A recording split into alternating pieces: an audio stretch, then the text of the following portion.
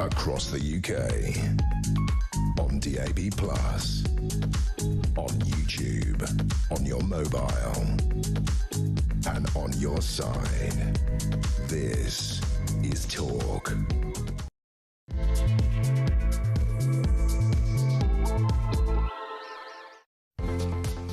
And good afternoon. Yes, welcome to the home of common sense. What do you want? Well, the Prime Minister Keir Starmer addressed the Middle East conflict today, seeking swift resolution and assuring that Britain would not be drawn into a war with Iran. We are already involved in a war with Iran. You can't change that, Prime Minister. He also announced £53 million in government support for the UK's poorest households reliant on heating oil. We'll have more on that intriguing story in just a moment. Do you believe Keir Starmer has Britain's back? We'll open the lines on that now. Also this afternoon, Labour's Ed Miliband suggested the party may U-turn on the up-and-coming fuel duty increase under emergency plans to address the energy crisis stemming from the Iran war. When it comes to fuel duty, believe me, this ain't anything to do with Iran. This is everything to do with the British government and how they tax us at the forecourt. And a meningitis outbreak in Canterbury in Kent has linked to a recent party has killed 2 young people, a sixth form pupil from Queen Elizabeth Grammar School in Faversham and a University of Kent student. 11 others have been hospitalised. We'll have the details on that too. Everything you need to know, all the breaking news right here on Talk. 0344 499 1000 is where you will find us. You can leave a voice note there as well, of course, and you can message 87222. Look, let me just remind you, Keir Starmer is a very nice man. When I grew up, my dad was a tool maker. He worked in a factory. It's true. Is that what really? Why are we not leading with that story? His dad was a tool. He's an ordinary bloke. He's down to earth. He just wants to help you. What other politician is willing to cough up millions to pay your bills, other than Rishi Sunak, of course, who offered several £100 million to help people not go to work? But Keir Starmer, of course, because he's a Labour politician, he's in a whole different league. Yes, he has your back. I'm announcing immediate support for vulnerable heating oil customers today, providing £53 million for those households that are most exposed. Well, there you go. Those households that are most exposed. Well, here's the thing. I mean, when it comes to... Is he talking about people who have oil delivered to their house, literally have oil delivered to their house, other than everybody else just trying to pay their energy bill? Which way round is that? But, of course, when it comes to helping us out, Ed Miliband yesterday, really interesting, was completely cornered by Koonsberg when they were talking about fuel duty and what it costs. And, you know, there he is talking about, we might be able to stop the additional rise. We pay 55% out of a litre of petrol, 55%, 38 in fuel duty, 17% in VAT.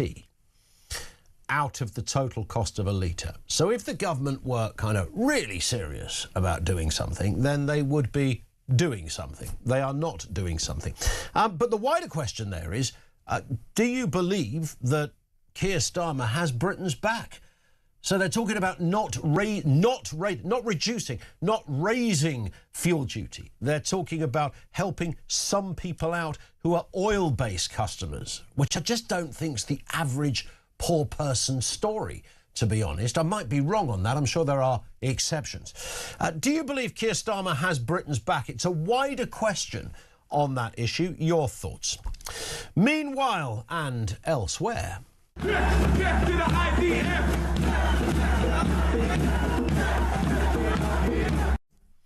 Death to the IDF. Yeah, all of that going on. 1,000 police officers were forced onto the streets to keep their eye on a bunch of terror-sympathising half-wits at the weekend. Quite why these people support the country and its former supreme leader, who's just murdered tens of thousands of people on his own patch, and this is just in the last couple of months, is a bit of a mystery. The usual suspects for their demonstrators congregated on the south bank of the Thames for prayers and brandished placards declaring boom, boom, Tel Aviv, chanted from the river to the sea, Israel is a terror state, America is a terror state as well. Even terror-sympathising royalty showed up. Yes, Bob Vylan did a meet and greet. This was more riveting than the Oscars red carpet. They didn't disappoint. They immediately launched into their greatest hit, of course, Death to the IDF. The rally was organised by the rather laughably named Islamic Human Rights Commission and was due to head through the streets of London, of course. But it was curtailed because at the last minute, well, last week, Shabana Mahmood, the Home Secretary, said, due to serious risk of disorder, we have decided to make this a sort of a static protest. You can't march or move. Think of kids playing musical statues, but with fewer brain cells, and you get the picture.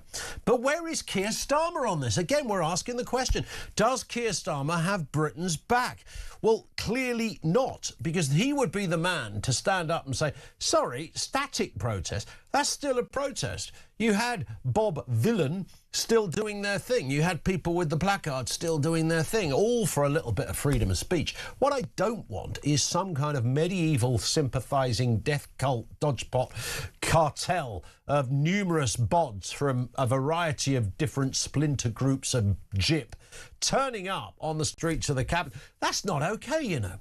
That isn't a freedom of speech thing. Something strange is going on. Do you believe Keir Starmer has Britain's back? 0344 499 1000. Let's get a word on this and the other big stories of the day. Emma Trimble, broadcaster and writer, is with us. Emma, good afternoon to you. Good to be with you, Ian. Nice to have you with us. I mean, look, there's a lot to talk about here. Let's start with the generosity, the benevolence of Keir Starmer and his 53 million quid. I mean, it's your Keir bonus, really. He's throwing it out there to apparently the support for heating oil customers. I don't know how many people that covers. Not many, I think, but in places like rural Northern Ireland, where they're not hooked up to the gas in the way that most people in Britain are, this would seriously affect their ability to heat their homes because they're based entirely on oil. So this is obviously some good news for them, but it doesn't really even touch the sides. I think the irony of this is that Ed Miliband, with the comments that he's made, which I think, by the way, him sort of positioning himself to perhaps be the next leader, he's saying, don't worry, I'm not going to put net zero above the cost of living crisis. But the reality is actually that the drive towards net zero and all of this talk of wind turbines and solar panels and sustainable power that still actually does rely on some energy creation in the grid, that if we want to have energy security, what we should be doing is drilling in the North Sea, but they're not willing to do that. So this is really just a drop in the ocean when it comes to what the Labour government could be doing for the British people. But as is the case, you were asking that broader question about whether or not Keir Starmer has Britain's back. I think you all only have to look at the bigger picture, including the way that he's responded to Iran and the way that the Labour Party have responded to the migrant crisis, to see that that is just simply not the case. They're not willing to do what actually needs to be done in order to do what is best for the British people. It's interesting, isn't it? Because it's not, and I don't even think it would necessarily cost him votes, even from his own base, if he was just, Emma, just a little more passionate about something. And if there was a certain amount of anger in his voice, a certain amount of incredulousness when he speaks about certain issues. You know, when he talks about fuel duty or when he talks about oil or whether he talks about iffy protests taking place, which we'll come on to in just a second, you know, you want to hear a guy spitting feathers on this, right? You want to hear somebody who comes out and is really angry, sharing the same views as the average Brit. But we don't get that with Keir. No, you know, I don't think he has a passionate bone in his body. I don't think that that's within his capacity to show any kind of normal human emotion. He's very robotic in his presentation, and I think it's something that seems to at least cut very deep with him. Not that I want to sort of psychoanalyze the guy, but he doesn't seem to be somebody who is particularly capable of passion. And what this boils down to, I think, in the perception of many people in the British public, is he doesn't seem to be particularly passionate about Britain. He doesn't seem to be passionate about our home. We are in a serious crisis. So all you have to do is just look at the crisis for the Labour Party itself with what happened in Gorton and Denton. He doesn't even seem to be able to rally any kind of emotion or any kind of normal human reaction to the severity of the situation, even within his own party. But he repeatedly puts party and also, I think, his own position within the party above the country. And I think that's what we've seen in the way that he's responded to Iran.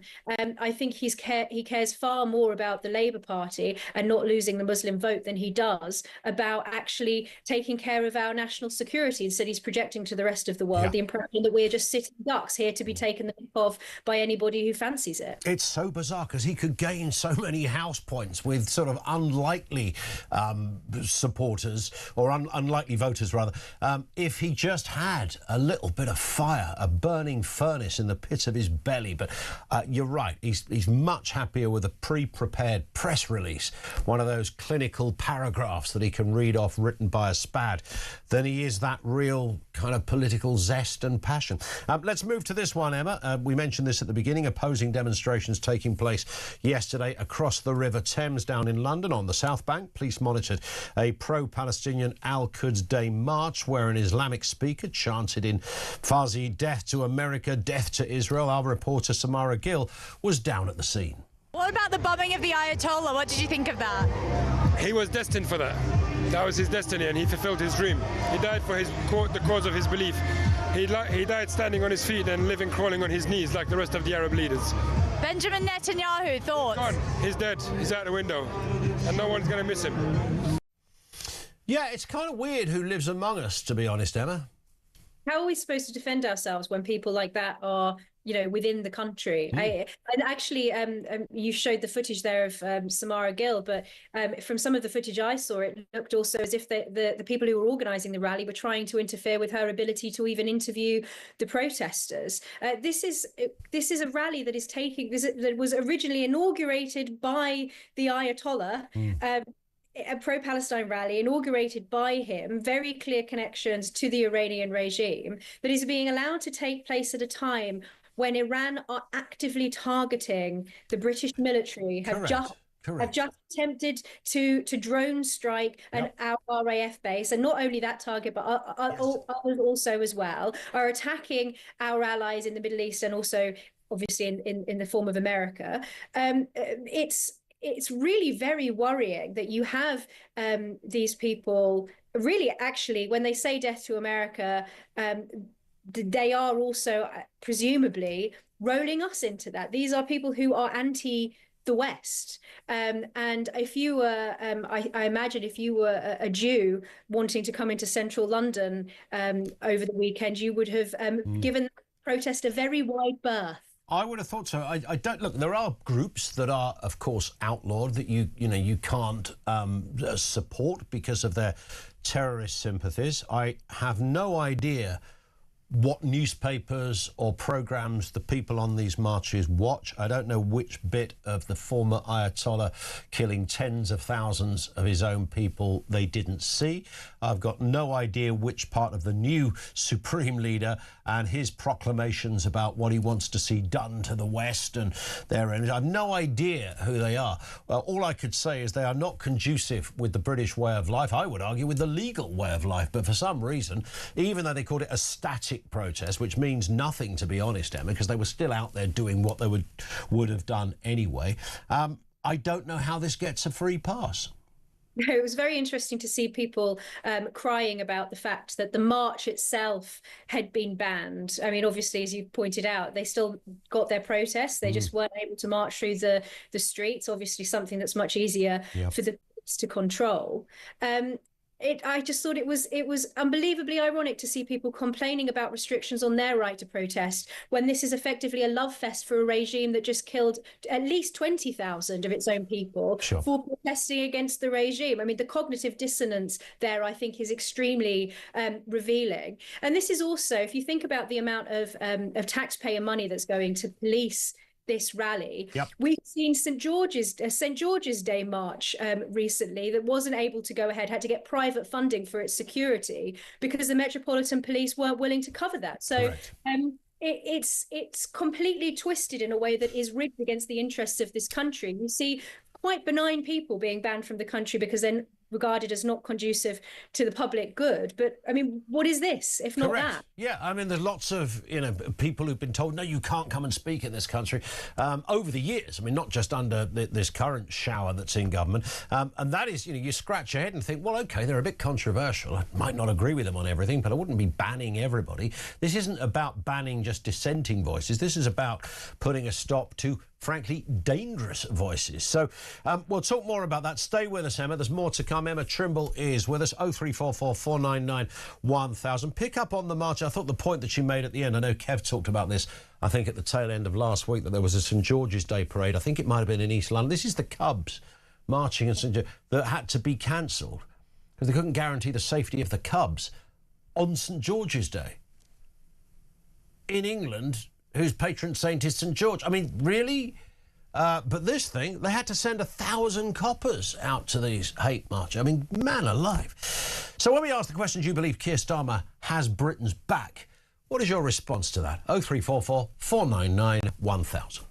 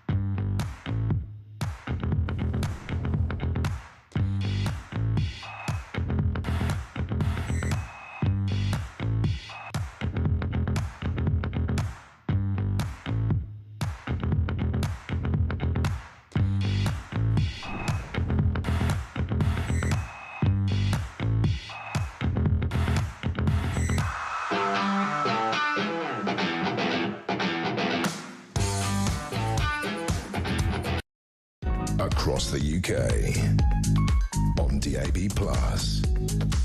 on YouTube, on your mobile, and on your side. This is Talk. Pete the Moss says the hate rally organisers, wonder how that looks on their CV. Yeah, you do kind of wonder, because many of these people are very public, not always hiding their faces, but you kind of assume that people in those situations only really hang around or work alongside others who have exactly the same sort of opinions. Yeah, you do wonder what they do for a living half the time. Emma Trimble is with us, the writer and the broadcaster. Emma, let's move to this story. This is Ed Miliband. He's hinted that Labour could abandon its up-and-coming increase on fuel duty as part of an emergency plan to tackle the Iranian energy crisis. Yesterday, his visible discomfort was evident as he faced questions regarding the rising fuel cost. Have a listen. Biggest chunk, fuel duty, that goes to you in the government. So you're in control of the biggest chunk of the cost that people pay at the pump. So if that's why we've frozen fuel duty. That's why we've frozen fuel duty. And if prices stay as high as they are, you're not going to put it up in September, are you? Well, that's what... In a way, let me answer that by saying this, which is we don't know. I'll be candid with you. We don't know how long this conflict is going to go on. I'll be candid with you. There you go, Emma. There's a translation of what he said. Of course, there's a lot of stalling for I'll be candid with you. I mean, that was a great moment. Look, this has happened under previous governments, of course. We know that large chunk, 38% is fuel duty on a litre of petrol. 17% is VAT. You put those two together, you've got 55% of that litre is going to the government in one form or another. I imagine any drivers looking at that pie chart will be feeling extremely annoyed to see exactly what the share of the price that they're paying for their fuel is just going to the government. And the government do have complete control over this. If they wanted to get rid of fuel duty entirely, they would. But of course, Ed Miliband, being the net zero zealot that he is of course not going to do that, because their increasing measures have been coming in to effectively penalise and persecute drivers, because they don't want people to be driving diesel, petrol cars. They want people switching over to electric, though of course then they will start taxing those as well, because this is all about getting revenue to the government. But as I said earlier, if Ed Miliband really wanted to give us the fuel security that we so badly need in the changing geopolitical situation, when we are seeing increasing risks in all directions, the sensible thing to do would be to drill in the North Sea, but he's not willing to do what it takes in order to actually give us the security that we need. And until we do that, we are going to be vulnerable to this kind of thing. But I think that the people, and drivers in particular, will have very little sympathy for a government that, under the circumstances, would refuse to just simply get rid of all of that tax on fuel. I mean, it would be great. Wouldn't it be amazing if a government came along? And of course, this has built up over the years, so it becomes a sort of a dependency tax, because now no government can really get rid of that huge amount of money that they know what happened with road tax and giving the sweetener for electric cars. They suddenly realise, we're not making any money on road tax, we better bring one in. So now the government sort of depend on this big 38% chunk in fuel duty and the VAT on top as well. So, but wouldn't it be amazing if they just said, there's going to be no tax on petrol at all? I mean, that would be extraordinary. We'd be down to paying, 50p a litre. Amazing. Imagine what that would do for the economy as well. People would be buying cars that hadn't previously bought one. It'd be amazing. It'd be a frenzy out there. And it would be great for businesses as well. This is the thing, that the way that the government are taxing us is actually making us much less productive, and therefore ultimately means that there is less money for them to tax. But like you said, the problem is the government has become dependent on milking the taxpayer, and it requires more and more and more. It's a huge blob with an insatiable appetite. But the reality is that it's because the government is doing far more than any government should be doing. I'm not these very radical small state libertarian types, although I do believe that we should have a much smaller state. I think most people in the country are in favour of the government providing some sorts of services, but ultimately most of the things that the government are doing are not things that the government should be doing. And the things that the government should be doing, like, for example, defending us against our enemies, they're not putting enough money into that. And we've seen with the inability to even deploy a ship to protect the RAF base in Cyprus, and we'll have to wait, a week or however long it takes, and then it isn't deployed in the end anyway. We're not doing the things, the state is not doing the things that the state is supposed to be doing, and instead spending monumental amounts of money on things that it shouldn't. Indeed. There is a bit of a PS to this one as well. Just looking at this info today, that Britain is potentially sitting on a decade's worth of unexploited gas. This is in Gainsborough. This major sedentary basin, estimated to hold up to 16 trillion cubic feet of recoverable gas, could power the nation for 7 years and create 250,000 jobs without government funding. But the developers on this, Egdon Resources, have been blocked by Ed Miliband's net zero regulations. And that's just one area. You mentioned the North Sea. There's another area. This stuff is swirling around us in all sorts of forms. And yet we are still running with this idea that windmills and panels will be our saviour. Let's move to this story. Interesting one. France's new laws allowing the arrest of people smugglers at sea have secured their first successful convictions, and it only took 3 entire months to do it. The legislation led to an 18-month jail sentence for one of the convicted, an 18-year-old, for operating a taxi boat. At least the police seem to be cracking down in France. And remember, Starmer told us explicitly many times that he was going to do this. You will have helped to smash the gangs, take those gangs down. But smashing the gangs, no shortcut. Smash the criminal gangs, no gimmicks. Have to smash those gangs. Just the hard graft of sleeves rolled up, smash the gangs. Practical government. I think smashing the gangs is a deterrent. We will smash the gangs that undermine our security. Smash the gangs. Smash the people smuggling gangs. Smash the gangs. The people smuggling guns, Emma, will forever be an absolute beauty, and finished off in the most delightful fashion by David Lammy at the end there. So apparently they're making progress of all the God knows how many hundreds of thousands of people that have crossed now over the years on small boats. But yippee, 3 people have been arrested. What about that? I mean, it's a joke. It's not funny, but it's a joke. Yeah. It's not even near good enough. When you look at the numbers of people that have come in already, just in March alone, 1,200 people have come across in small boats. And the number for the year overall is now over 3,400. I mean, we were just at the very, very beginning of the year. The French are clearly not doing enough. And actually, just to look at this story, I mean, it's really, really quite absurd. One of the guys that has just been convicted had previously been convicted, served his sentence, left the country, went to Germany, having been given a 5-year ban from entering France, which, by the way, I think should have been a permanent ban. He should never be allowed back in the country.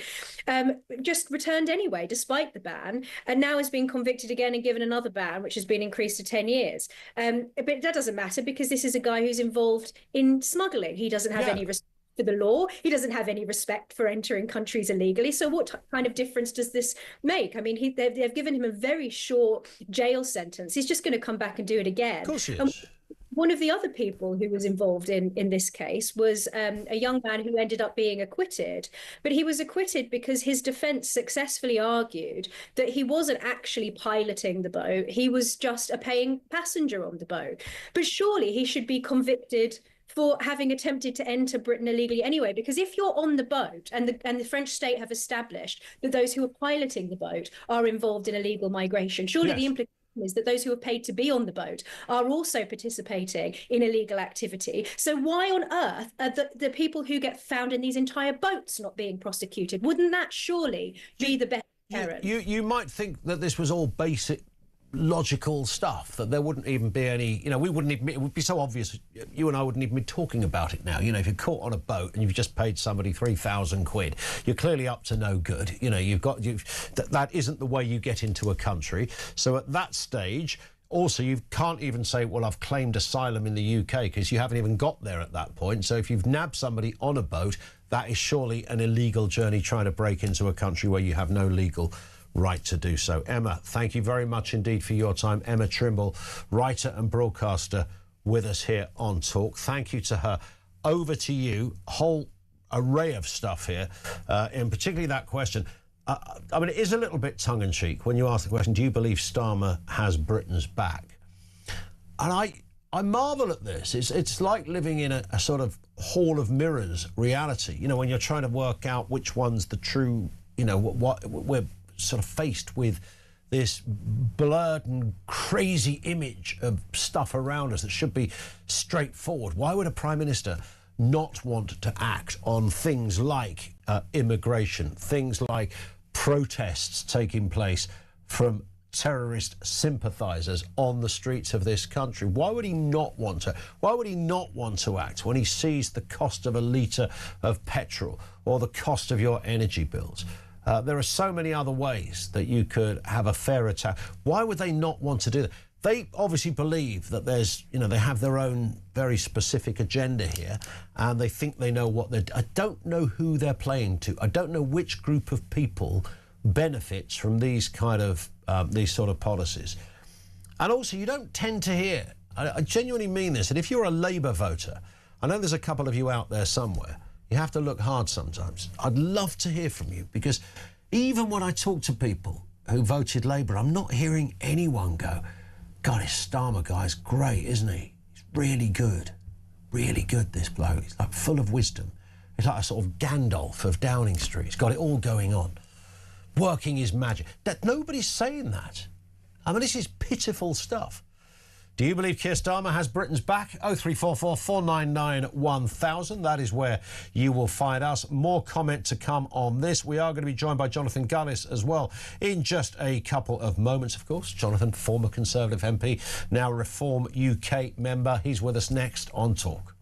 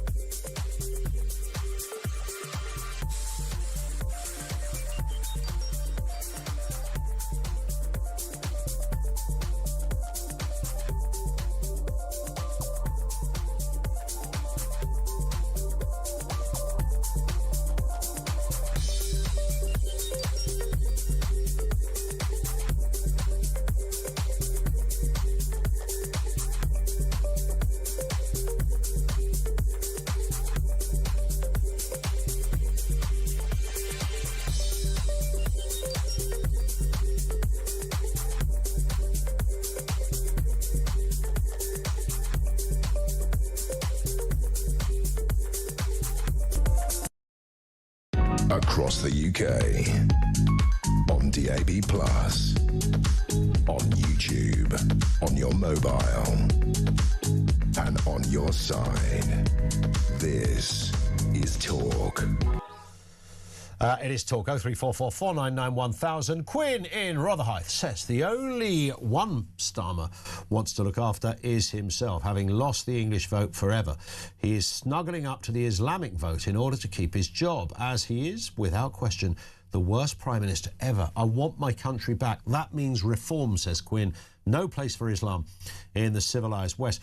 What's interesting about that, because I keep thinking about that point, because clearly there have been decisions that have to be, there's no other explanation, have to be done to literally appease that proportion of the electorate. I can't think of any other rational explanation. However, on balance, of course, you know, it's a small percentage of the overall electorate. So why would Keir Starmer just be playing to one group, knowing that it could potentially be at the expense of so many others? Now, of course, he doesn't care about upsetting Conservative voters. In fact, I think he probably quite enjoys it. But his own base, surely that's where he should be aiming it at, his own natural base. But I don't think he has that sort of, even by, you know, if you look at the sort of criteria to make you a good Labour leader, I don't think he has those either. And that's almost the problem he's got. When you had Blair there with his sort of new Labour project, it might have been a bit stage managed at times. But even if you didn't vote for the bloke, you could look at him and go, well, he seems to know what he's doing and he's pretty good at doing it. I know he went nuts eventually over Iraq and stuff, but prior to all of that, you look back at those speeches of Blair and you go, wow, that was a fella in control. Those days are gone. Lots to talk about here. We began by discussing what happened, of course, over the course of the weekend. And in fact, it culminated today. So at the weekend, there was a march that was meant to be happening as a protest. And of course, it didn't happen because they said you can't do it. The Home Secretary didn't ban it. Should have flipping banned it, by the way. Didn't ban it. Just said, oh, you can have your get together, but you have to be static. Like, so, you know, first one caught moving has to leave, that kind of thing. So it wasn't quite musical statues. In fact, there was nothing funny or amusing about it at all, because these are terror sympathisers. And there they were out and about on Sunday. Today, connected to Iran, Keir Starmer is also out and about, but for very different reasons, saying, I've got £53 million I want to give you. Well, if you've got, if you require physical oil to energise your house for the poorest people, He's all about the giving, is our Keir. Do you believe Keir Starmer has Britain's back? 0344 499 1000. Let's get a word from Jonathan Gullis, formerly of the Conservative parish, now a member of Reform UK. Jonathan, always good to see you. Hello, my friend. How are you doing? Yeah, good as gold at this. I mean, Keir Starmer is, I think you'd probably agree, when I was just talking there about how you can admire somebody from another party and respect them. And I just sense with Starmer, he doesn't really have that. I don't think he has it with his own voters, to be honest. No, he doesn't, Ian. Look, when it comes to whether Sir Keir Starmer has the back of the British people, well, he didn't have the back of pensioners when he axed the winter fuel payments, didn't have the back of farmers when he introduced the family farm tax that literally saw farmers taking their own lives. He didn't have the back of the grooming gang victims when he called it a far-right bandwagon to jump on. Yeah. But he does seem to have the back of the buddies of convicted paedophiles by putting them into jobs in Downing Street and, of course, in Peter Mannisson's case, the US ambassador's role. It's quite astonishing that Sir Keir Starmer has... Also, we should say friends of convicted paedophiles. Friends of convicted paedophiles, absolutely. And it's very shocking that Sir Keir Starmer still believes, maybe he has to, otherwise he'd drive him mad, that he has any hope of ever regaining the trust of the British people. He is dead as a dodo when it comes to his political future with the future of the British people. The only thing that's saving him is that there's no viable option in the Labour Party to take over. And I know that because I've been there when I was a member of the last Conservative government, and when Boris Johnson fell, it was a bad or ugly choice really left to us to vote for. So ultimately, Sir Keir Starmer will be shown the door by the British people, if not by his own Labour MPs, in one last desperate attempt to save their own skins. Indeed. I was looking at this statement today where he's talked about, there's a couple of things in here. He wants the war in Iran to end as quickly as possible, because the longer it goes on, the more dangerous it becomes and the worse it is for the cost of living in the UK. He talked about... He's talked about returning British nationals, 92,000. I don't think that's really all down to Keir Starmer. I think the airlines probably had something to do with that. And also this 53 million quid support for people who use heating oil. Now, I said this is a bit of a generalisation earlier, Jonathan. I don't know how many people use... The only people I've ever known use heating oil are sort of people who own quite a lot of land in the middle of nowhere. But I'm willing to believe there's probably other groups that require the assistance. Great to assist someone. I don't think it really makes a dent in the wider discussion about expensive energy bills. No, it doesn't. And I think we saw over the weekend, Ed Miliband was presented with the fact that the largest percentage of costs on fuel duty is from the government taxing it. And 38% of what we pay at the pump goes back to the government. And instead of retaining what Reform UK has asked for, the 5p cut and the inflationary increase are remaining frozen, this government in September is going to unfreeze and allow that 5p cut to dissipate, which could add 10 to 12p per litre at the pump by the end of the year, which will mean hundreds of pounds of extra money going out of people's pockets at a time when they're already squeezed to death. They're stressing about how much they need to spend in the food shop. They've already cancelled any idea of having a holiday abroad in some cases, let alone a holiday inside the UK. They're worried about their children not being able to attend after school because, again, they don't have the money to even do the basics like Cubs or Scouts or Guides Girls, which are important things for the development of young people as well. So these are the stresses and strains that the public is facing. And Sir Keir Starmer is absolutely tone deaf alongside Rachel Reeves. Look, the heating oil thing is a positive. Northern Ireland, ironically, is a country that actually hits it hardest when it comes to heating. Many homes do require it. But like you say, this is the type of support in an extraordinary time that we expect any government of any colour to deliver. And his whole foreign policy objective right now is based on what happened at the by-election in Gorton and Denton, which is to try and now sound tough on Trump to win back voters who are going in their droves to the Green Party from Labour. Yeah, indeed. And interesting, just on that point, as we played about 10 minutes ago, Ed Miliband got put into a pincer movement by Koonsberg on Sunday on the telly when she showed him the graph of how much the government take in taxation, and that's of course fuel tax as well as VAT. Let's have a little look and a listen, I should say, to what happened when Ed met Laura. Biggest chunk, fuel duty, that goes to you in the government. So you're in control of the biggest chunk of the cost that people pay at the pump. So that's why we've frozen fuel duty. That's why we've frozen fuel duty. And if prices stay as high as they are, You're not going to put it up in September, are you? Well, that's what, in a way, let me answer that by saying this, which is we don't know, I'll be candid with you, we don't know how long this conflict is going to go on. There's a lot of spluttering and stalling on that one. I'll be candid with you, which buys you about another 1.5 seconds as you think through your answer. I mean, he was scuppered there. Look, in fairness to Ed Miliband, and I don't like to use that sentence, Jonathan, but this has gone on for years, of course, this massive chunk of taxation out of a litre of fuel, which is why, you know, you go over to Saudi Arabia or something in the good times, they're giving away gifts to get you to buy their fuel because everything's so cheap. And I know we're not quite similar economies in that respect, but if he wants to genuinely make an argument about making life more manageable for ordinary people, he's got a big open goal there in fuel taxation.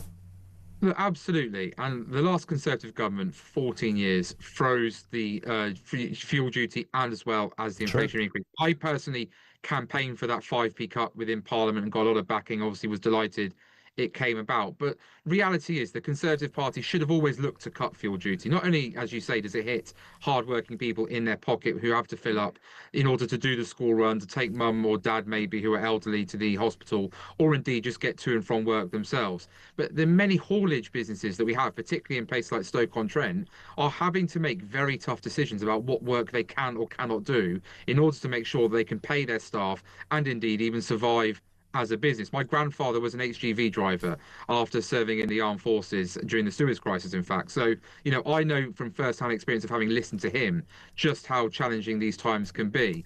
And that's why it's even madder that the Labour government hasn't already come out to say that the 5p cut will remain in place, as well as the freeze on inflationary increases, because this is the certainty that people and businesses so desperately need. And as that graph showed, 55% of the cost of what we put in our car goes back to the government, and that is just simply squeezing the living daylights out of household budgets. Indeed.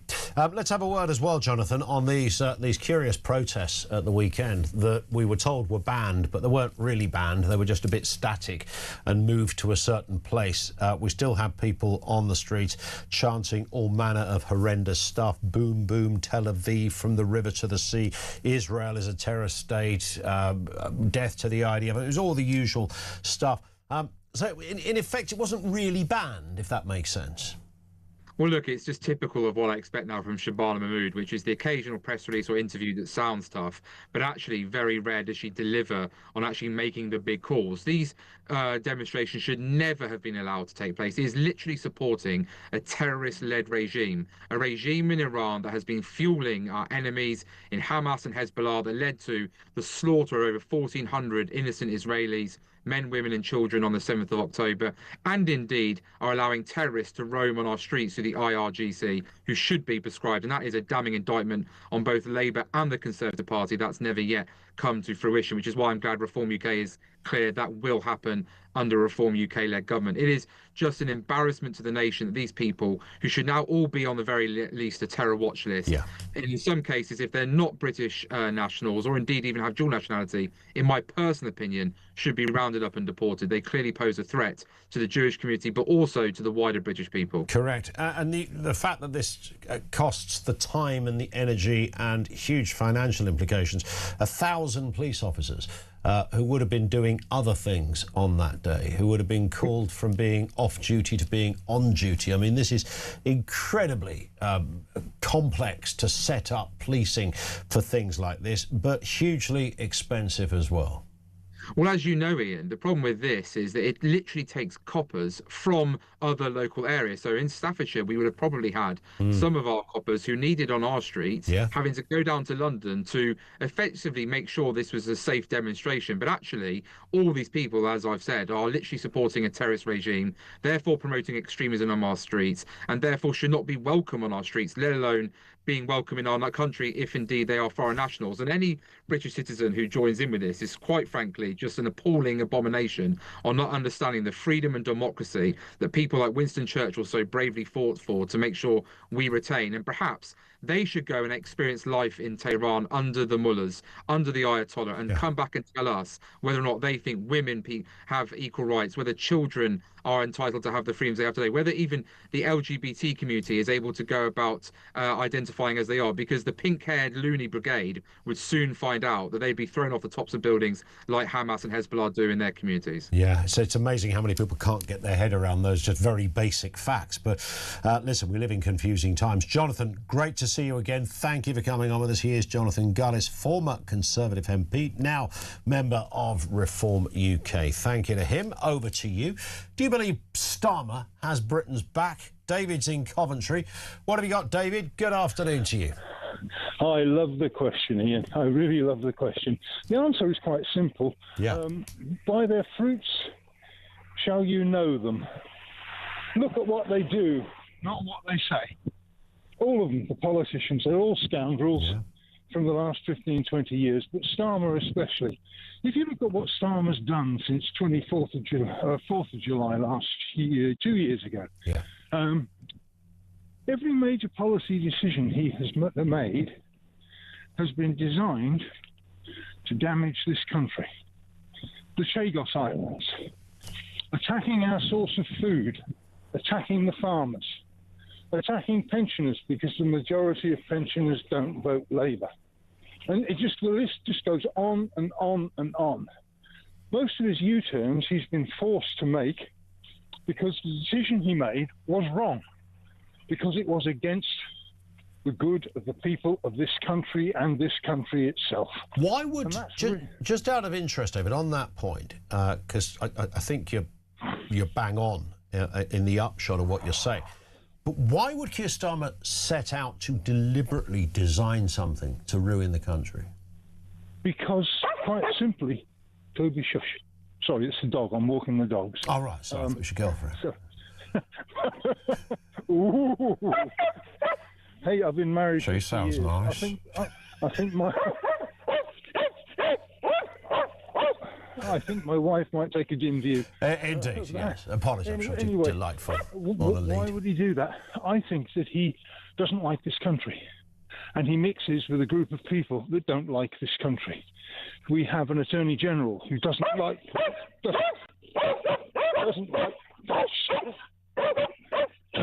Have you encountered another dog? I've encountered a cat. Oh, it's the classic cat, yeah, the classic cat clap blunder. Listen, we've got the drift of what you said, David, and thank you to you and the dog as well. It was clearly very, very exciting. You know, it's like when a dog sees a cat, they go absolutely nuts. Or a fox as well, when they see a fox. Man alive, like Christmas Day on the end of a lead. 0344 499 1000. We have had a lot of people getting in touch as well, texting in about heating oil and how the price has almost doubled, saying that they won't get any help because they aren't in the poorest bracket, but it will really affect them. And it's a very good point. I mean, if that is you, get in touch and tell us more about the heating oil thing. Because I said at the beginning, I know it was a bit of a stereotype, you know, the average person doesn't use heating oil. You sort of imagine someone. I remember being at school, actually, in the playground at school. There was a big old tank that apparently used to be, so this is in the 80s, used to be for oil that heated the school. They moved on to some other form of energising the classrooms in the meantime.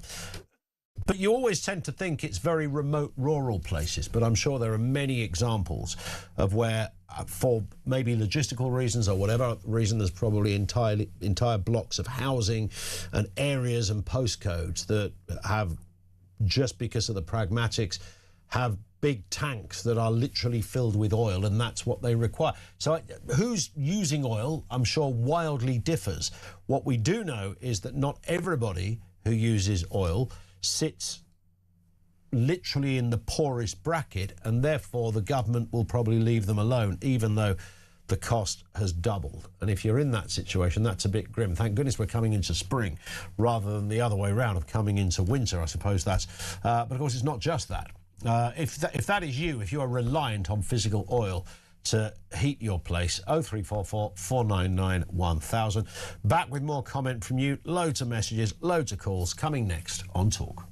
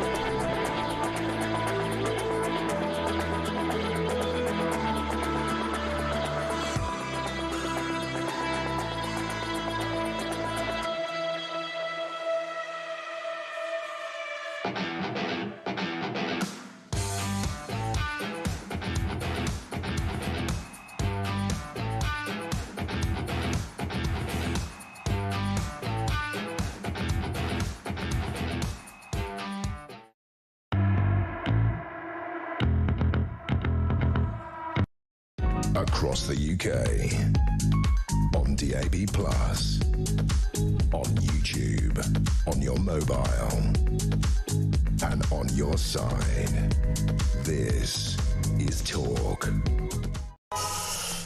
This in from Stephen in London. Ian, make no mistake, the only back Starmer is looking out for is his own. Yeah, a lot of people making that very point. Brad says, whatever happened to the UK does not negotiate with terrorists. No, they just let them have a protest on the streets and send 1,000 cops to have to try and protect it. Let's go to Simon in Gravesend on heating oil. Simon, afternoon to you. Yeah, good afternoon, Ian. Hiya. I'm one of those sad people that actually runs heating on oil. Yep. We're just outside of Gravesend.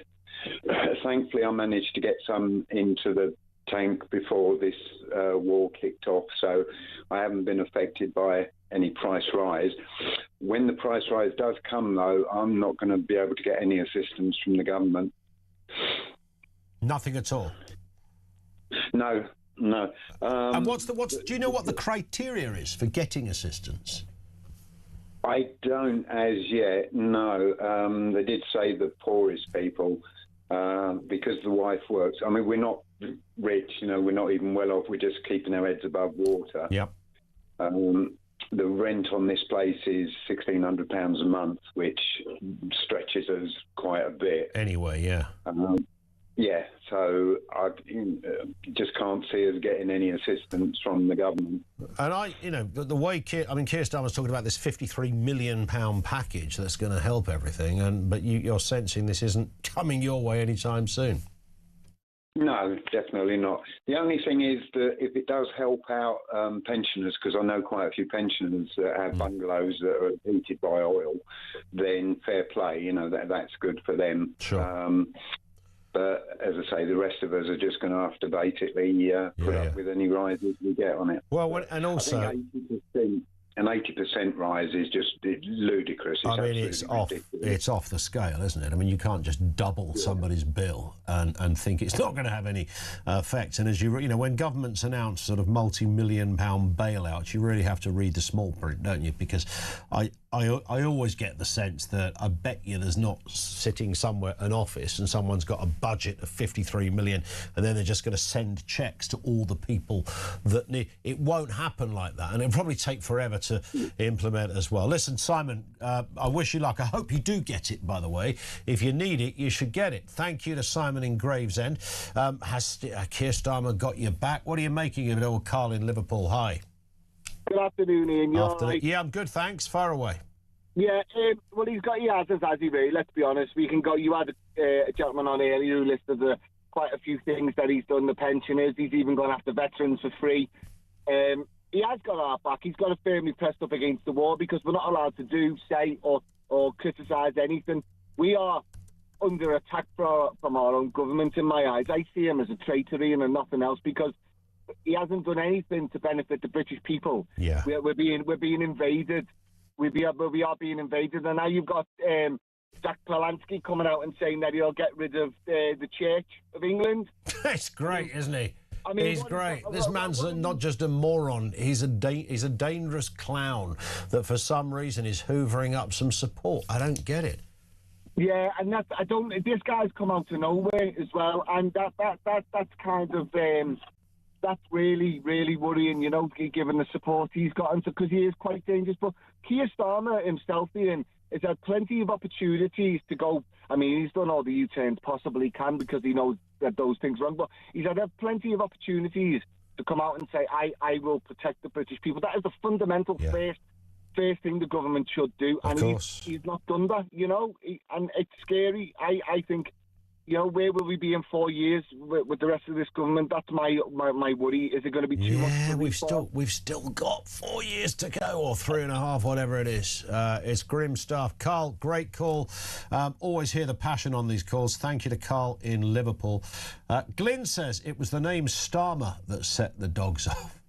Do you know there was an episode of Columbo back in the day that's probably been repeated 10 million times since, where a psychologist trained his dogs to kill on a certain word, and the word I think was rosebud, When somebody said Rosebud, 2 Dobermans took their throat out, essentially, so you could kill, the dogs did. And it's a similar thing. Maybe he's trained his dog. The minute somebody says Starmer, the dog goes absolutely ape. I mean, that dog's probably at the vet's now having some kind of therapy. It's heard Starmer, it's gone doolally in the canine world. Its little brain is whizzing around like a flipping waltzer. Because the name's Starmer. In fact, saying it now, saying Starmer is like saying Alexa. It sets stuff off, right? Sets a chain of events, an irredeemable chain of events like dominoes collapsing. You mentioned Starmer, stuff happens. It's like some kind of witchcraft takes place. I think it might well be that, Glyn. Thank you very much indeed. So don't say Starmer, oh, we've done it again, too much, because you set the animals off. There's farms everywhere, like it's things howling and twit-twooing all over the show. More from you on the way. Lines are open. Let's get the news headlines right now here on Talk at 2 o'clock.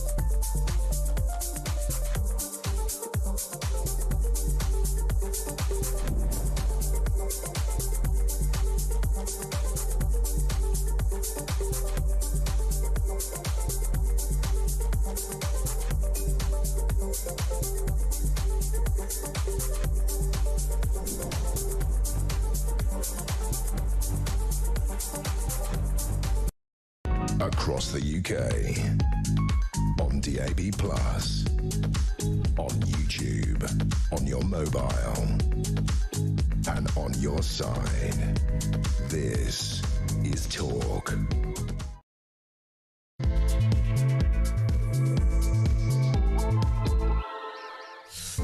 It is the afternoon empire. It is the home of common sense. Prime Minister Keir Starmer addressed the Middle East conflict today, seeking a swift resolution, assuring that Britain would not be drawn into a war with Iran. Look, as far as the Iranians are concerned, we're up to our neck in it. We're in it, tacitly or otherwise. He can't do much about that. He also announced this mysterious £53 million in government support for the UK's poorest households that are reliant on heating oil. Is that you, and will you be getting this assistance? We heard from one caller in the last 15 minutes who says, yeah, that is me, but I don't think I'm getting any help with this one. Thoughts on that? Also this afternoon, Labour's Ed Miliband suggested the party may U-turn on the up-and-coming fuel duty increase under emergency plans to address the energy crisis stemming from the Iran war. The obscenity of fuel duty, which in its entirety stands at around about 55% per litre. 55%, 38 on fuel duty, 17 on VAT. 55% go into the government coffers. Find another way, Ed and Keir, of raising the money Take that off a litre of fuel, and I tell you what, you'll reinvigorate the entire economy in one fell swoop. We'll have more stories on that. And we'll keep bringing you up to date on that meningitis outbreak in Canterbury in Kent, leaked to a recent party. 2 young people have died, a 6th form pupil and a University of Kent student. 11 others hospitalised. Details to come. Everything you need to know, all the breaking news right here on Talk, 0344 499 1000. This from Ian. Who's in New Brighton on the Wirral, says, you really need to thank Keir for the £53 million for help on heating. It works out at 68 pence per person and will be a huge help. Not. Great show. Yeah, I don't know how many people have and we're talking about people who have a tank, right? Have I got this right when it comes to physical oil? You either have your own tank in a garden, or is there a sort of communal tank for a row of houses? Would that be how that would work? Are you one of those affected? We'll take more comments on that. Let's move to this. In a desperate bid to meet Labour's targets, NHS trusts are removing a growing number of patients from waiting lists. In January, over 250,000 patients were taken off NHS lists, an increase of almost 50% compared to the previous months. What is going on there? Let's speak with Richard Sloggett, founder and programme director of Future Health, former special advisor over there at the Department of Health and Social Care as well. Nice to have you with us, Richard. I'm told this mechanism isn't entirely new. I'm sure there are people that sit on a waiting list and got better and no longer need to be on it. But is that the only reason why people are being taken off? Or is this some kind of sleight of hand by West Streeting? Good afternoon, Richard. Good afternoon, Ian, and you're right. It's called validation. It's not a new thing. It's been going on for a long time, and I think understanding who is on the waiting list and making sure the right people are on the list is a fair exercise. I think the concern here, though, is paying hospitals £33 per person to be removed from the list creates a potential incentive to maybe move marginal cases away from the list. Yeah. You are also right that sometimes people get added to this because they need a particular treatment and then they don't need it anymore. The other factor that's seemingly playing through with some of this is obviously more and more people choosing to have care privately and actually no longer saying they want to sit on an NHS waiting list. They're just moving into the private sector, and the data on that shows that we have seen a significant surge due to the size of these backlogs. So people saying, we'll opt out of the national system, we'll just move to a private system. So the exercise has been going on for a while. It's not new, but there is an issue here, I think, and concern around this paying trusts to remove patients from this, creating an incentive for them to try and drive towards their target. Yeah, and of course, we all want people on waiting lists because they should be on a waiting list. Ideally, we'd like to see no list there at all because, we have such a streamlined 25th century amazing setup that everything gets done very quickly. But of course, lists are inevitable. But if you're sort of almost gerrymandering the issue, then you're solving nothing at all. And of course, you can hear health secretaries and ministers coming out on TV and radio programmes going, we've reduced the waiting list, when of course you haven't really.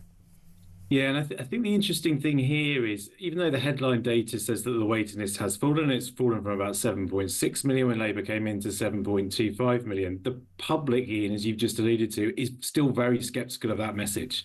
They're not feeling that change, partly because that is still only a marginal change, right? So it's 350,000 off a very big number. So that actually doesn't really translate to, a general member of the public who sat on a list and been sitting on there for a while, or had a family member waiting. And if you look at the kind of response from the public to the government's message, it's not one of Labour's doing a brilliant job on the NHS. Actually, if you look, when Labour came in, they had a significant lead on the NHS. That lead has pretty much evaporated, as indeed it has on most issues. But Labour needs to be ahead on the NHS if it wants to have any chance of winning in 2029. So the message isn't landing, and some of that, I think, is to do with the scepticism of the data. Yeah, I think you're right. A word while you're with us, Richard, on this terrible story coming out of Kent, where we know that 2 young people, a schoolgirl and a university student, have died after contracting meningitis. Looks as if this was linked to a nightclub in Canterbury. 11 others remain seriously ill in hospital. 1 person currently in a coma after attending the venue. Don't often hear about big meningitis outbreaks, but clearly this isn't just serious, but turning out to be lethal. Yeah, it's really, really, really concerning, and obviously this fast-moving situation, we don't have all the facts and information. They're doing some test and trace type dynamics on who's been in touch with these people to try and get hold of them as quickly as possible. We've seen some encouraging queues for antibiotics, that the students are standing in queues waiting to make sure they've got the relevant antibiotics. So that's really positive and encouraging, but clearly it's devastating for those families affected, and a really worrying situation for parents and others down there. Yeah, and of course the usual vaccine for this is mostly for young children, as I understand it, so not something that's going to be handed out. I'm just wondering whether, if these things get out of control, this could cause a bigger problem. Maybe we're going to be asked to wear masks again. I don't know. We're not in that territory, but nonetheless, treating it and preventing it is not straightforward, it seems. No, so I don't think we're in that kind of dynamic here, but I think it depends on this, and I'm not a medical professional, Ian, but from my understanding, it depends on the strain of meningitis that there is. And once you've identified that, you can then work out who's had the relevant jabs, or if jabs are possible as the prevention is always better than cure in these situations. But at the moment, what the focus of the regional public health team is to track down who's been in contact with these people in that period of time, try and find where the outbreak is, and try and contain it, and try and make sure that everyone is as protected and safe as possible. Indeed. Richard, thank you for your time. Always nice to speak. Richard Sloggett, founder and programme director at Future Health, also former special advisor down there at the Department for Health and Social Care. Thank you to him. More comment coming in from you. Jen says, one of my cats is called Boris, and every time I say Keir Starmer to him, he runs up the stairs and sits there glaring at me. We are talking about the animal effects on the world upon hearing the word Starmer, which you didn't hear the last hour.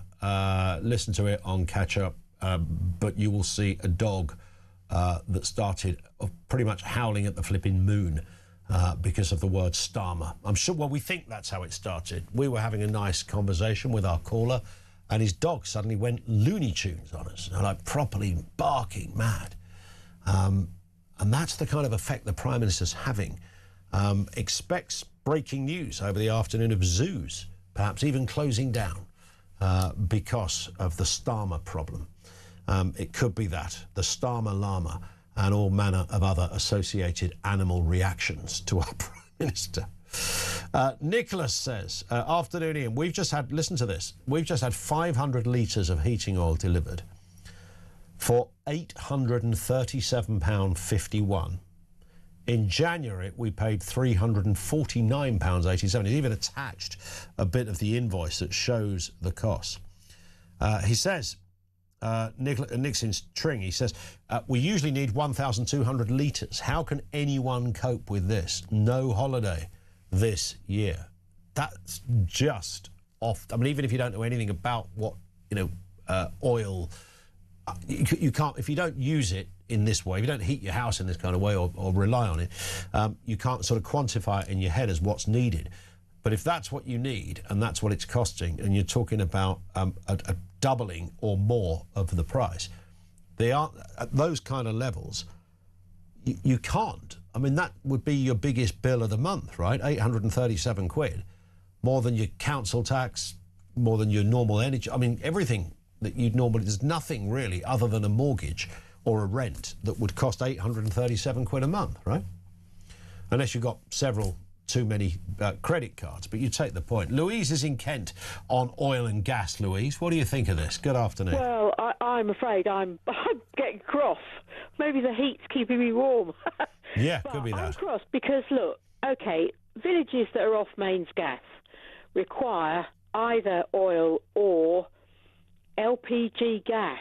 Right. Which I'm on. Yep. Now, LPG gas is already known as the most expensive form of heating out there, although I think electric can be. But they're going on about the cost of it now. But hang on a minute.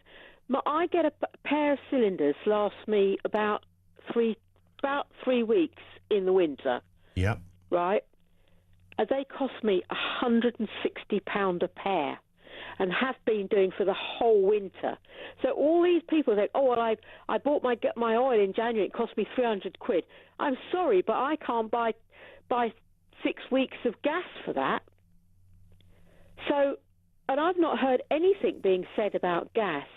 Now, the other thing is, I mean, as far as I'm concerned, we've got to stop these government handouts. We are almost at the end of the winter. Now, I know there are some people that probably do need a top-up of oil, but we are almost at the end of the winter. I've had to switch my heating pretty much off now. I've just lit the fire. I've put on some extra clothing because I'd rather they didn't do the increase in the petrol, you know, the fee there, and that would help more people actually not increasing that over time. And think how much they're getting extra VAT from this price rise. So they're coining it in there, and yet Rachel Reeves wants to put it up again in September. This government really doesn't know what it's doing. And as for Ed Miliband, he keeps saying, oh, we need to double down on this because we need energy security and homegrown clean energy security. Has he got control of the wind and the sun? Because I'd like that. Well, I mean, it's rather interesting. Sun? Security sort of suggests guarantee, right? And I can't imagine that anyone, even under the messianic qualities of Ed Miliband, who's able to guarantee the weather. We live in, as I keep saying, not just troubling times, not just sometimes hilarious times, but incredulous times when it comes to stuff like this. Louise, thank you very much indeed for that. Louise in Kent. Let's go to Jana in Shropshire on oil. Are you getting the help? Has Keir Starmer sent you the money already, Jana? What's happening? No, I'm still waiting. I'm very hopeful and actually very grateful to him because, it happened before. During COVID, the prices go up and down. I'm on universal credit. Yep. I look after my disabled 14-year-old granddaughter. Okay. We bought this house 10 years ago, and the previous owners decided not to go on mains gas, and I can't afford to go on mains gas, so we're still with oil. And can you function? This may sound like a stupid question to someone who's got oil. Can you not just use electricity? It's for not, everything. Because our radiators are oil-heated radiators, and our water also works through the oil. So Got it. So everything is oil. So you'd have to redesign the whole system if you wanted to do that. We'd have to redesign the system, get new boilers. Of course, and that would be thousands. From our house to the road, if you want to change, it's a lot of work.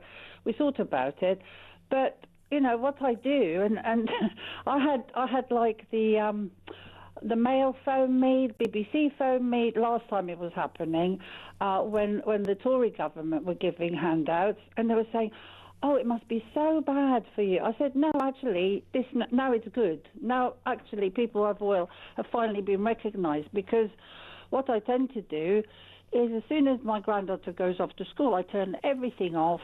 I sit in my coat during the winter and try and save because I get 500 litres at a time.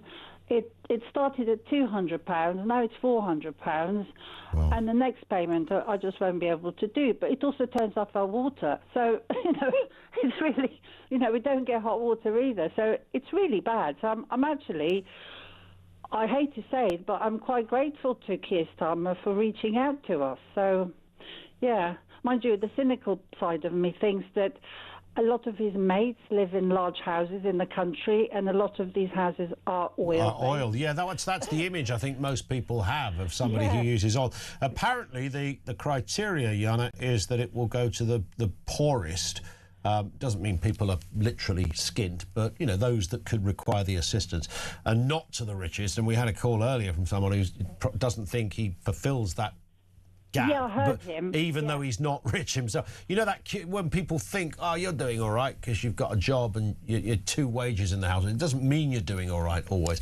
Jana, thank you very much. Good luck with everything. Really appreciate that.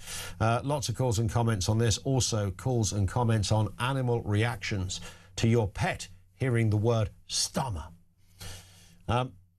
Pete in the Wirral says, our cat does impressions. Every time I say the word stammer to her, she runs out into the garden and, sits on the fence. Is there an H missing from the sits? I don't know.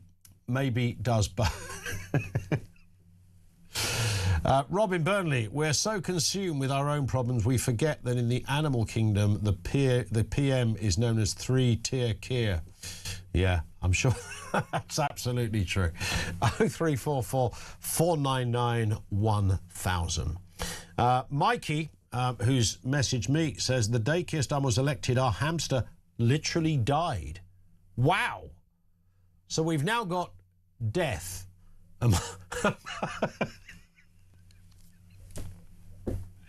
We now have animals dying as a result of a Labour government. Do you know, when I woke up this morning, 5:45 if you're interested, it never occurred to me this is where we would be going with today's show. 0344 499 1000. It's about the oil, it's about the animals, it's about literally the question we began with. Do you believe Keir Starmer has Britain's back? Well, he's saying he does. He doesn't want to be really involved in the war in Iran, even though, two things. The American President Trump has said, look, we could do with some ships out here to try and get these oil tankers moving. He said no to that, puts us further in. We're already in it, by the way. I mean, we've been seen forever as, you know, America's little brother, whether we like it or not. And Iran absolutely hate this place, all right? They hate us. Even Keir Starmer, right? You might think he thinks he's, you know, playing to a little bit more of a moderate Gallic. No. There's no half measures on this. The Iranians aren't going, oh, that Keir, he's, you know what, at least he's not flying, he's not bombing with the... No, there's none of that at all. Any Western country, frankly, no matter what your assistance is, as far as the Iranian regime are concerned, we're all cut from the same cloth. Every one of us. You put the French in there, the Germans in, even the Spanish. You've gone, no, we're neutral on this. No, that won't butter any parsnips over there at Tehran HQ. Of course it won't. 0344 499 1000. Thoughts on that? Everything else we're talking about as well. 2:20. This is Talk.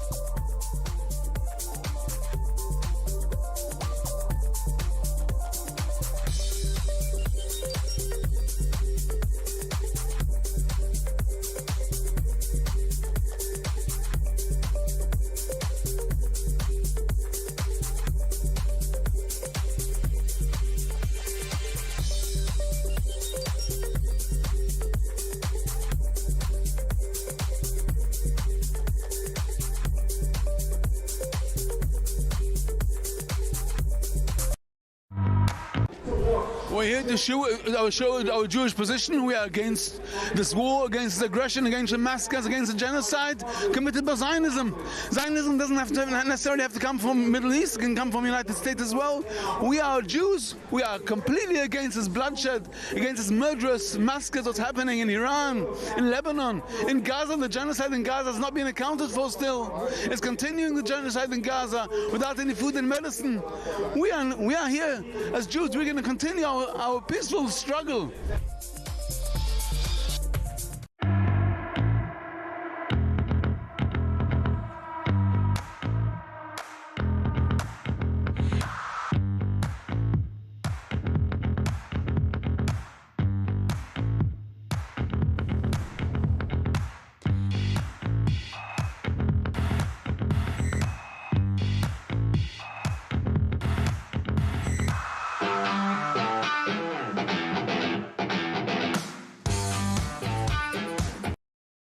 Across the UK, on DAB+, on YouTube, on your mobile, and on your side.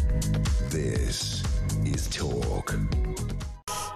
This from UK, John Bob Villan got away without prosecution before, and look what happened. He's emboldened his crowd to push pro-IRGC rallies and spew vile Jew hate chants without fear. But the crucial point that John makes, weak leadership is letting this poison spread. Yes, yes, and yes. It's exactly that. Time to prescribe the IRGC and crack down hard. Well, that would kind of help. Yes, prescribe it, but you're bang on, John. The fact that nothing happened after the Glastonbury malarkey does embolden people, and they go, that's absolutely fine. It's death to Jews, you know. But it's only the IDF. That doesn't work. I'm telling you, that really doesn't work. 0344 499 1000. Kaz says, has Starmer got our backs? No. Each day he is in number 10, sending the country further down the brown creek. It's a good turn of phrase. Thought that Laura Koonsberg clip was a bit of a Blue Peter moment with Ed teaching fractions in a pie chart. Can we hear that again? It's such a lovely bit of Ed Miliband, who is completely cornered, but just by basic logic. All right, it's not as if this was a kind of Koonsberg gotcha moment. It was just a pie chart of how much a litre of petrol is, or how a litre of petrol is shared out, basically.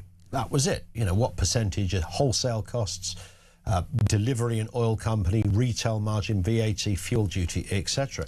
So Koonsberg just put a very simple point to him, but here's Ed explaining what clearly we all missed. The biggest chunk, fuel duty, that goes to you in the government. So you're in control of the biggest chunk of the cost that people pay at the pump. So that's why we've frozen fuel duty. That's why we've frozen fuel duty. And if prices stay as high as they are, you're not going to put it up in September, are you? Well, that's what, in a way, let me answer that by saying this, which is we don't know. I'll be candid with you. We don't know how long this conflict is going to go on. Let's just explore that. Let me answer that by saying this. Did anyone in real life ever use that phrase? I mean, if your mate said to you in the pub, how did Chelsea get on at the weekend? And they went, let me answer that by saying this. You just punch them in the teeth, wouldn't you?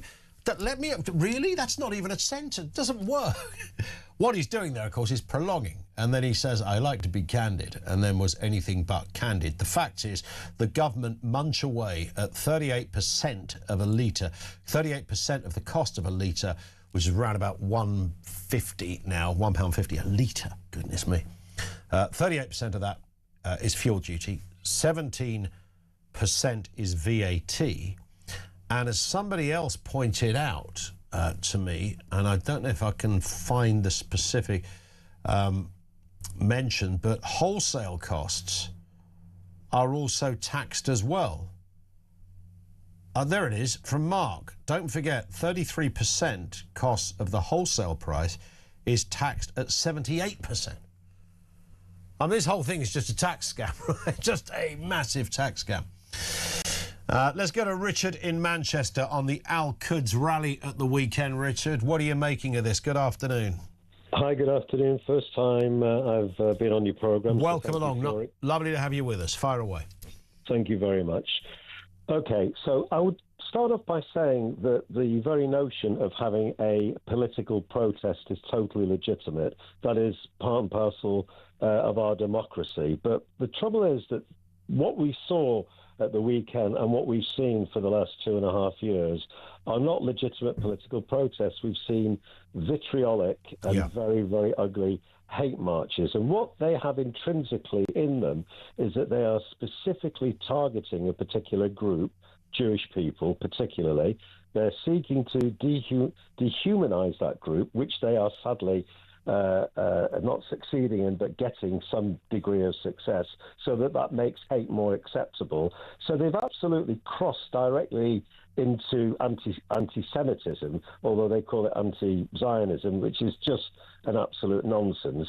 So they demonize the whole people. And the one thing that really sticks in my craw is that these lefties who throw and bound around this word genocide, when an actual genocide took place a few weeks ago, in which 30 to 40,000 Iranians were deliberately targeted on the street by the IRGC, their voices remained silent. They lost their voice.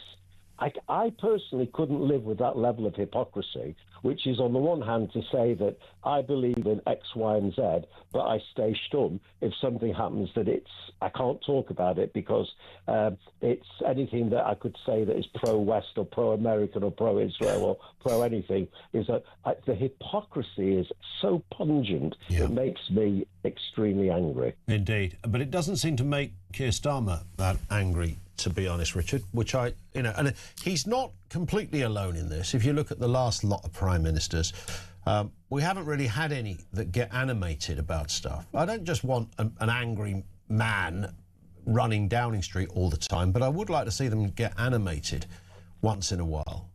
Yeah, I totally agree with you. And, let's not forget, Keir Starmer is first and foremost a lawyer. And he probably was a very, very good one. That doesn't necessarily qualify him to be a politician. And the one thing he in the sort of House of Commons question time, he does come over as very bland and very unpassionate. But the trouble is, what's happening in the world today is something that you can't be dispassionate about. Yeah. There are so many injustices that have to be shouted about, but they have to be shouted about in a consistent way, not in, well, I'll pick this aspect of the battle because it suits my agenda and I won't pick the other, which brings me back to this situation about the Iranian people, the 30 to 40,000 Iranians who were mercilessly targeted. They talk about, I feel very strongly about this. There's a lot of debate on Gaza. There's a lot of views on it. And I would be the first to say that, the Israeli army, can never be 100% perfect in what it does and has made mistakes. There's no question about it. Sure. But I can say this for sure. They don't look at people walking in the street and go with a machine gun and mow them down. Correct. And then behave. That's what the opponents of Israel call a genocide. But when it does happen, as it happened in Tehran, they don't say anything. That's not a genocide. I mean, how hypocritical can that be? How stupid, delusional is that? Yeah, well, it is both stupid and delusional, and it's also dangerous. It's not like these people have trouble understanding. They deliberately choose not to, and that's, of course, what makes it more obscene. Richard, thank you very much indeed for that. Great first-time call from Richard in Manchester. This one from... And this is quite sad, actually. Margaret in Birmingham says, on the day that Starmer was elected, our lovely cat Munchkin went missing. That's true. And sadly, she never came back. I'm so sorry to hear that. Was that connected to the socialists? I mean, you never know. Cats are bright things. I hope, Margaret, that little Munchkin does come back. It does happen. There's a gazillion YouTube videos of animals coming back. Joe says, perhaps Red Ed could tap in with the hypnotic powers of Zach Polanski to control the sunshine and the wind. Just saying, says Rosa in Yorkshire, currently feeling much safer in Israel despite missiles raining down. Well, that tells you something, doesn't it? If you're feeling safer in Israel or anywhere in the Middle East at the moment, and I've heard a couple of people make that point about Dubai as well, that, there's a few things going on, a few noises that weren't there before, but feeling safer than the UK in a war zone. What does that tell us? 0344 499 1000. Back with more from you coming next on Talk.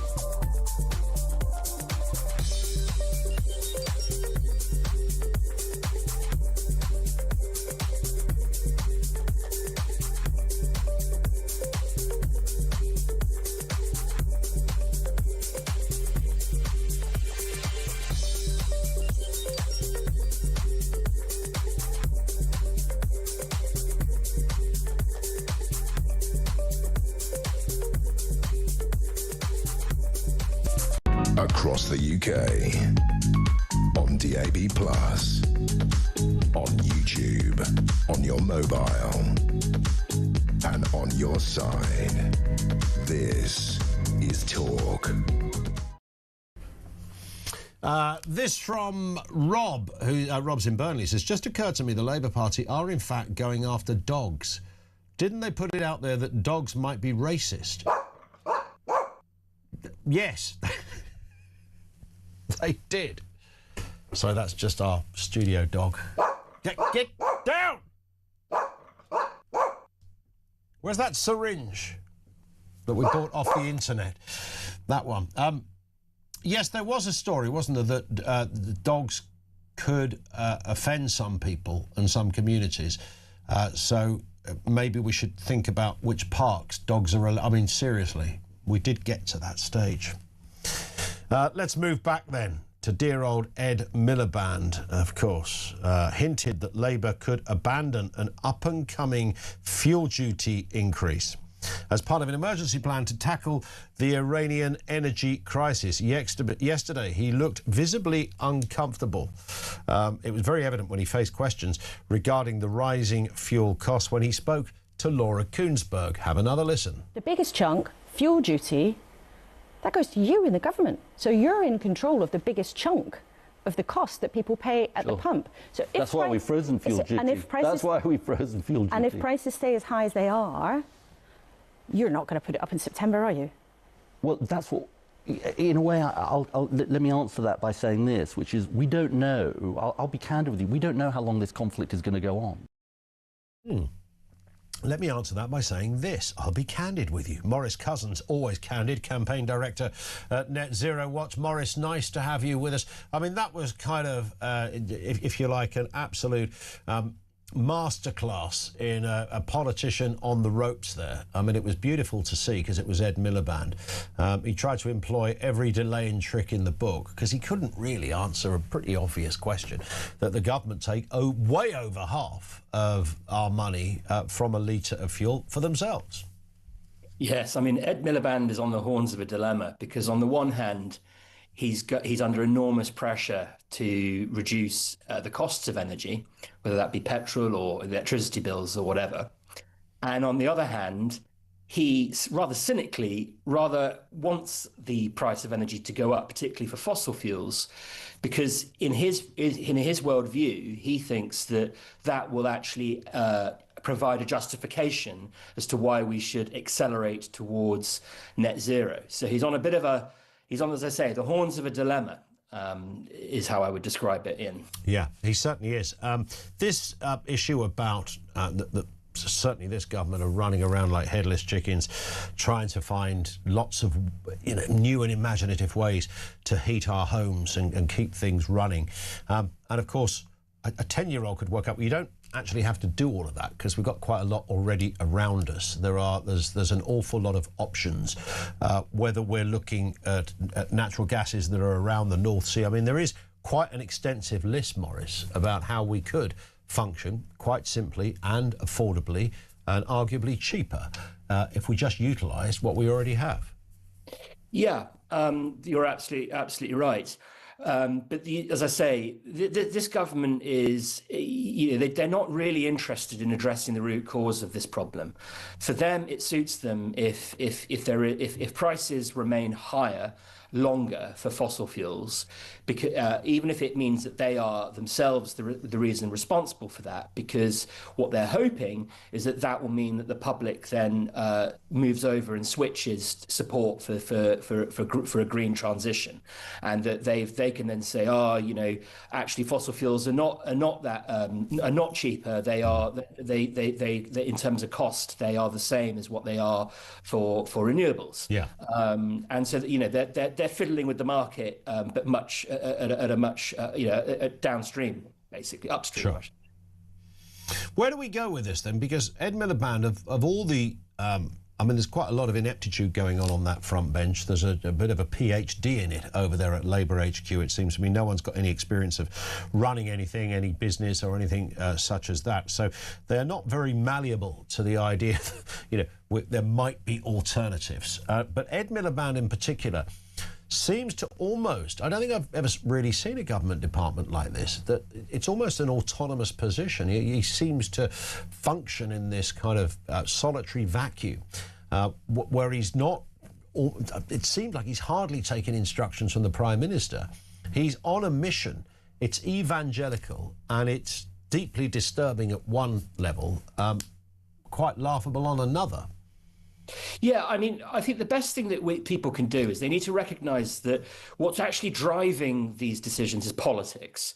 Ed Miliband has basically made a calculation. He thinks that he can absorb some of this pain because ultimately people care more about the environment than they do about the cost of energy. So if people want to actually do something about this and to see real change that means that their energy bills are going to come down, they've got an opportunity coming up in this spring in the local elections. And what they should be doing is voting for any other party but Labour. They should be voting for parties that are basically saying we will actually address the root causes of the cost of living crisis. So there are only really two parties on the ballot that will do that. That's the Conservatives or Reform, who have said that they will take a very different approach to this. And every other party, whether it's the Greens, the Lib Dems, Labour, are wedded to this net zero consensus, which at its heart is about making fossil fuels more expensive and forcing you to adopt renewable energy or sources of energy produced from more renewable sources. So my answer is, if you want to do something about it, don't get distracted with, policy pledges that we're going to subsidise your bills or we'll do this and that on fuel duty. Just, vote for parties that will take a different approach and send a clear message to Keir Starmer and Ed Miliband that you've had enough. Yeah, I mean, it really is that simple, isn't it? The way to make democracy truly sing and make a difference is at the ballot box. Maurice, thank you very much indeed for your time. Maurice Cousins, Campaign Director at Net Zero Watch. I do wonder on the, when you get kind of tax dependent, as governments do, so this big chunk of taxation that is taken from fuel, from a litre of fuel, on the forecourt, a litre of petrol, so 55% going to the government. Then they tax all sorts of other elements of the, the retailers that make their profit. Well, of course, they're taxed on that profit as well, so you can keep going with this. But as it stands, the pie chart reveals the government take 55%. That's been the case for yonks. It would now be argued that, well, there's nothing a government can do about that, because it's obscene. If you look at the amount of tax just to put petrol in the car, it only got to that level because they are able to tax at that level. It's a bit like certain things in supermarkets. That why is washing powder so expensive? Because they absolutely know you're always going to buy washing powder. Even the cheapest brand of washing powder is still makes you look. You have to buy it, right? So you just buy it. And petrol functions on a kind of similar thing. It's quite an easy one because you've got a car, you're going to put the petrol in. You don't hear many people say, I drive less because of the petrol. I know that has happened, but you take the point. My overarching area I was trying to get to with this, is there another, let's give the government, not this one in particular, but any government in recent times, because these taxation levels of a litre of fuel have been in play for forever. Let's give them the benefit of the doubt, right? They can't just get rid of it without there being a massive hole in the economy. So if they suddenly said, oh yeah, that 55% we're going to drop down to 10%, and petrol suddenly becomes 60p a litre again or something, you think, happy days.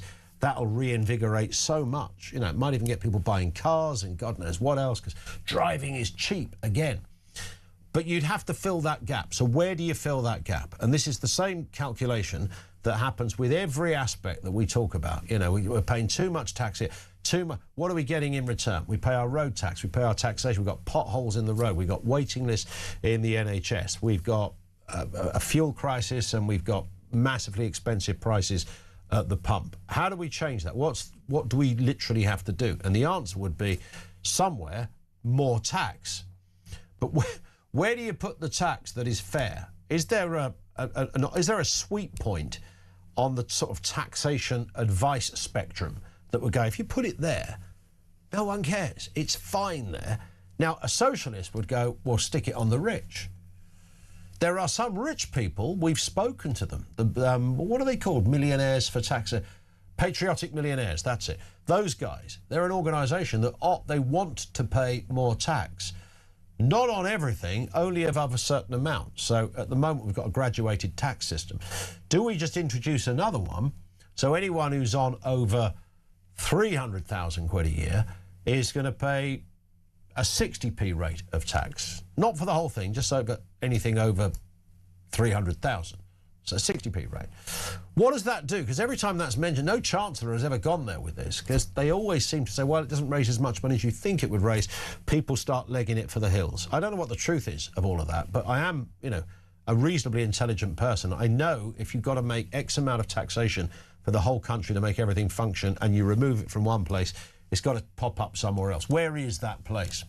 Roy is in Hampshire. What have you got for us, Roy? We're talking about heating of all things. Good afternoon. Yes, mate. As a country gone soft, you know, I'm nearly 80, mate. And, you know, you had a fire in one room. The rest of the house was freezing. You know, we had paraffin heaters. Why can't these people go and buy a little 2-bar electric fire to keep warm? It's a good point. I mean, I'm a young buck compared to you, Roy. I say that kindly. You know, in our house that we first lived in, it was a council house, so every house, and I only raised that point because it's the same for everybody in the estate. There was just a fire in there, a coal fire. There was nothing else. So my dad had a paraffin heater in the kitchen, exactly as you've just described. Yeah. Do you know how much... I don't even know, actually. When I look back at how cold that bloody house was, I can't believe I'm alive, to be honest, Roy. Yeah. I somehow made it through.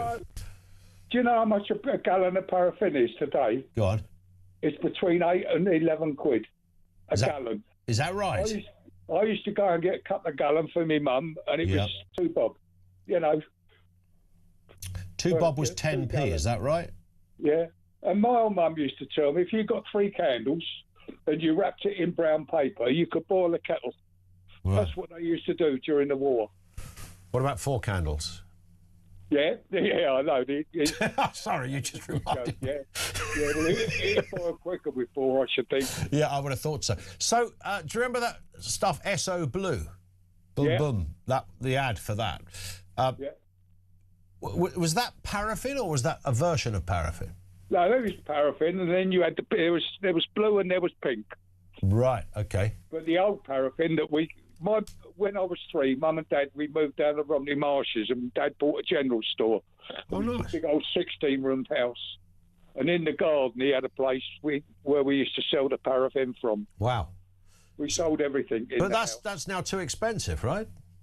Yeah. As I say, how's it gone up from a couple of bob for 2 gallon to nearly from 8 to 11 pounds? You look online, see how much paraffin is. That is astonishing. You don't think about it very often, paraffin. Yeah, I can remember the heater. Do you remember those sort of triangular heaters? Yeah. They were a kind of triangle shape with a little door on the front, and my dad used to lob the stuff, heat it up. Well, you know, I'd wake up in the morning, I looked like an ice pop.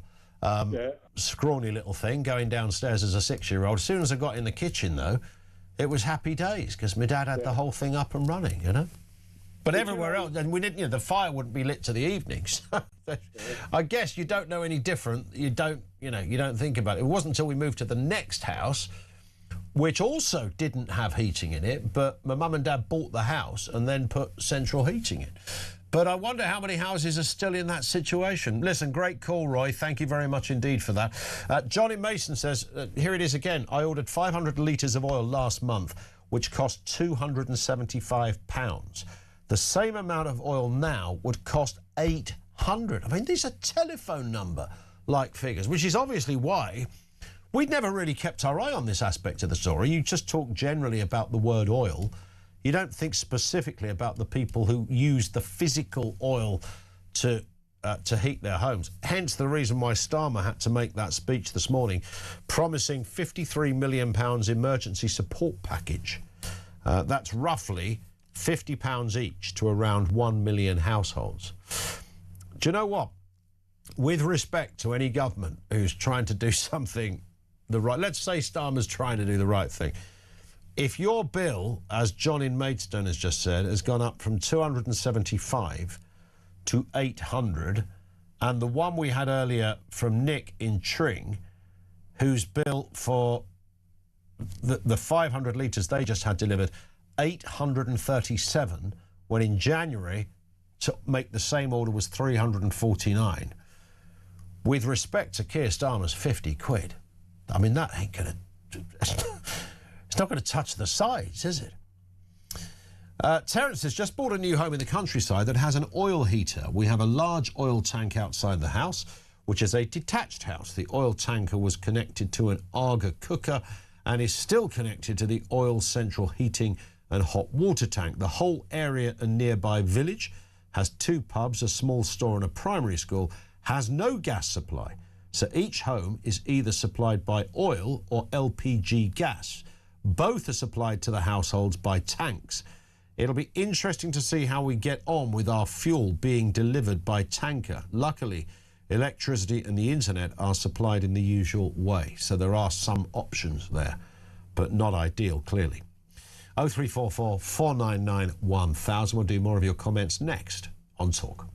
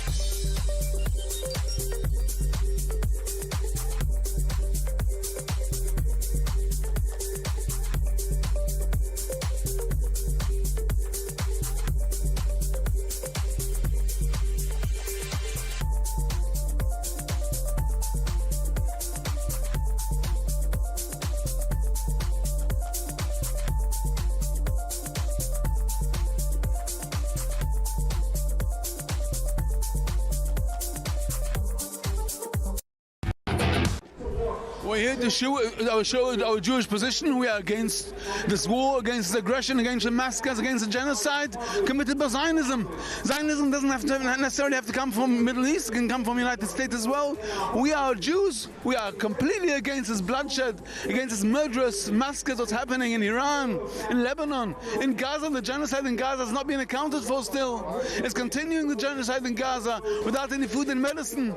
We are here as Jews. We're going to continue our peaceful struggle.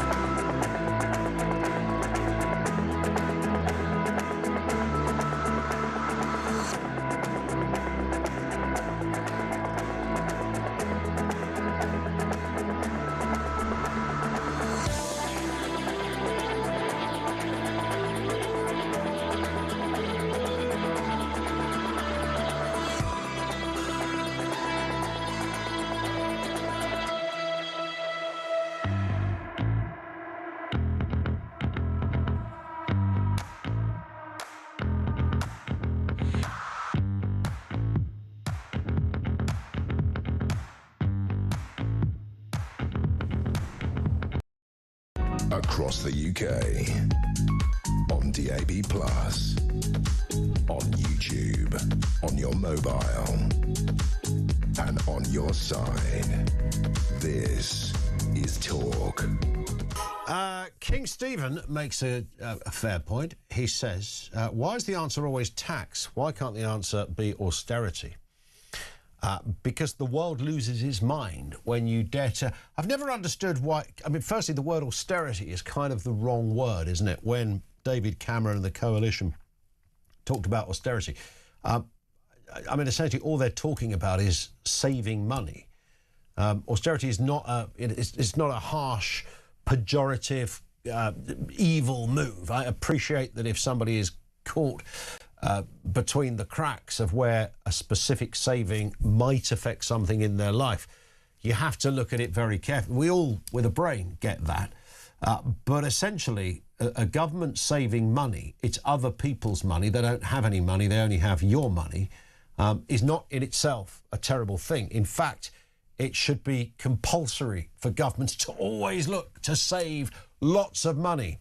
So, yes, you'd have to have a hybrid of taxation, and Gordon Brown loved that word prudent, didn't he? Prudent.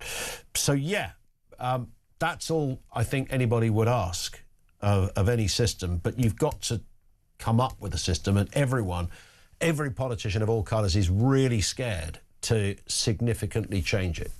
They just won't go there. If they said, for example, NHS, right, you're going to pay X amount, 50 quid, to see your GP, whatever it is. I think Ireland is €50 or something of that nature. If that was going to be the case, then there'd be protests on the streets. Not everybody would pay it. You'd have the same exemptions for people who can't afford it, for pregnant women, for somebody with particular condition. You know, all of that would apply, like eye tests and stuff, prescriptions and the like.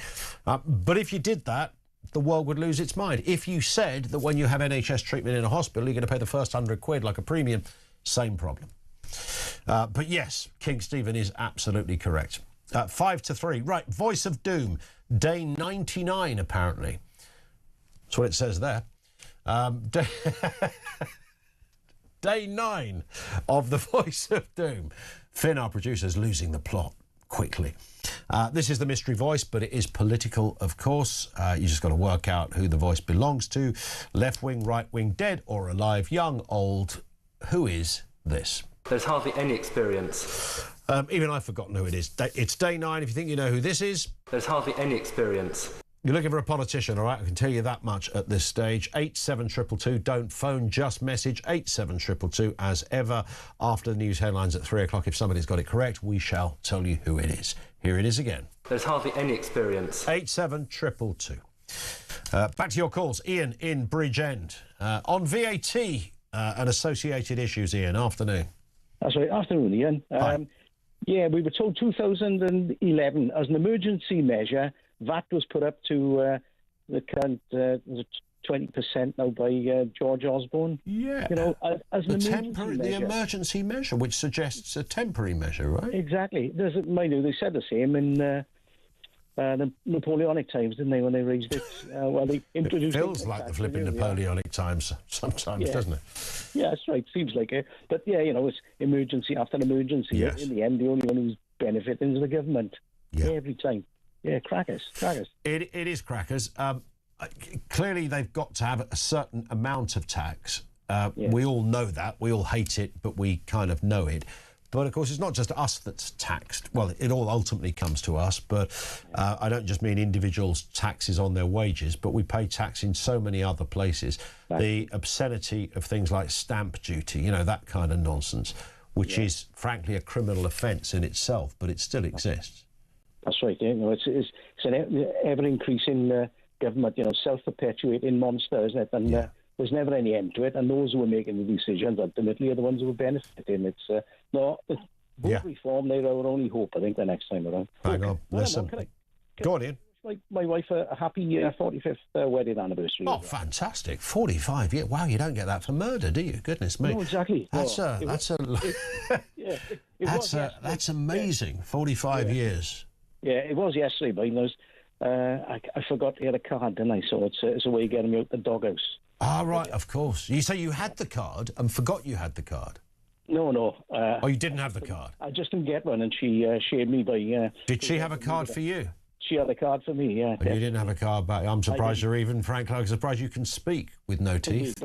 But I did save the VAT on not buying one, so that's cheaper. You see, there you go. You were just employing a bit of austerity in the house.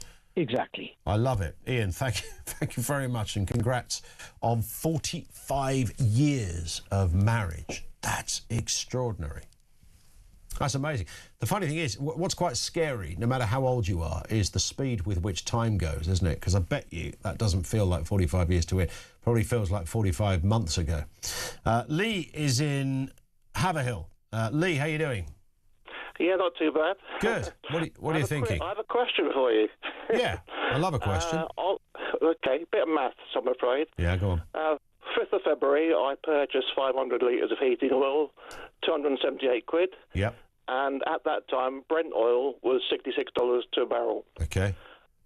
9th of March, which is just over a month later, the same equation, it had gone up to £724, and the Brent prices have gone up to $100.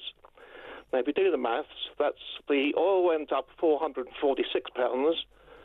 Brent crude only went up $34. There's a bit of a difference there in the increase. Are you suggesting somebody is taking the pee?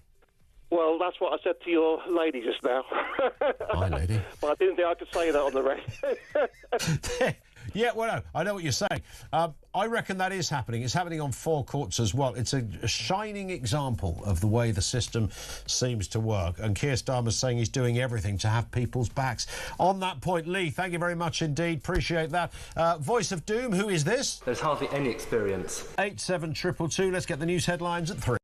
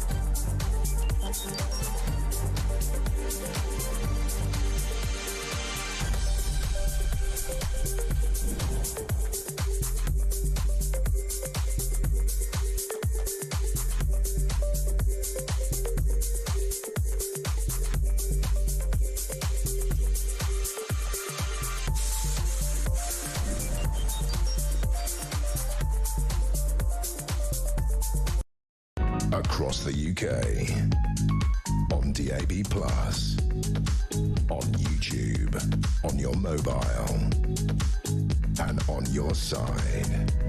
This is Talk.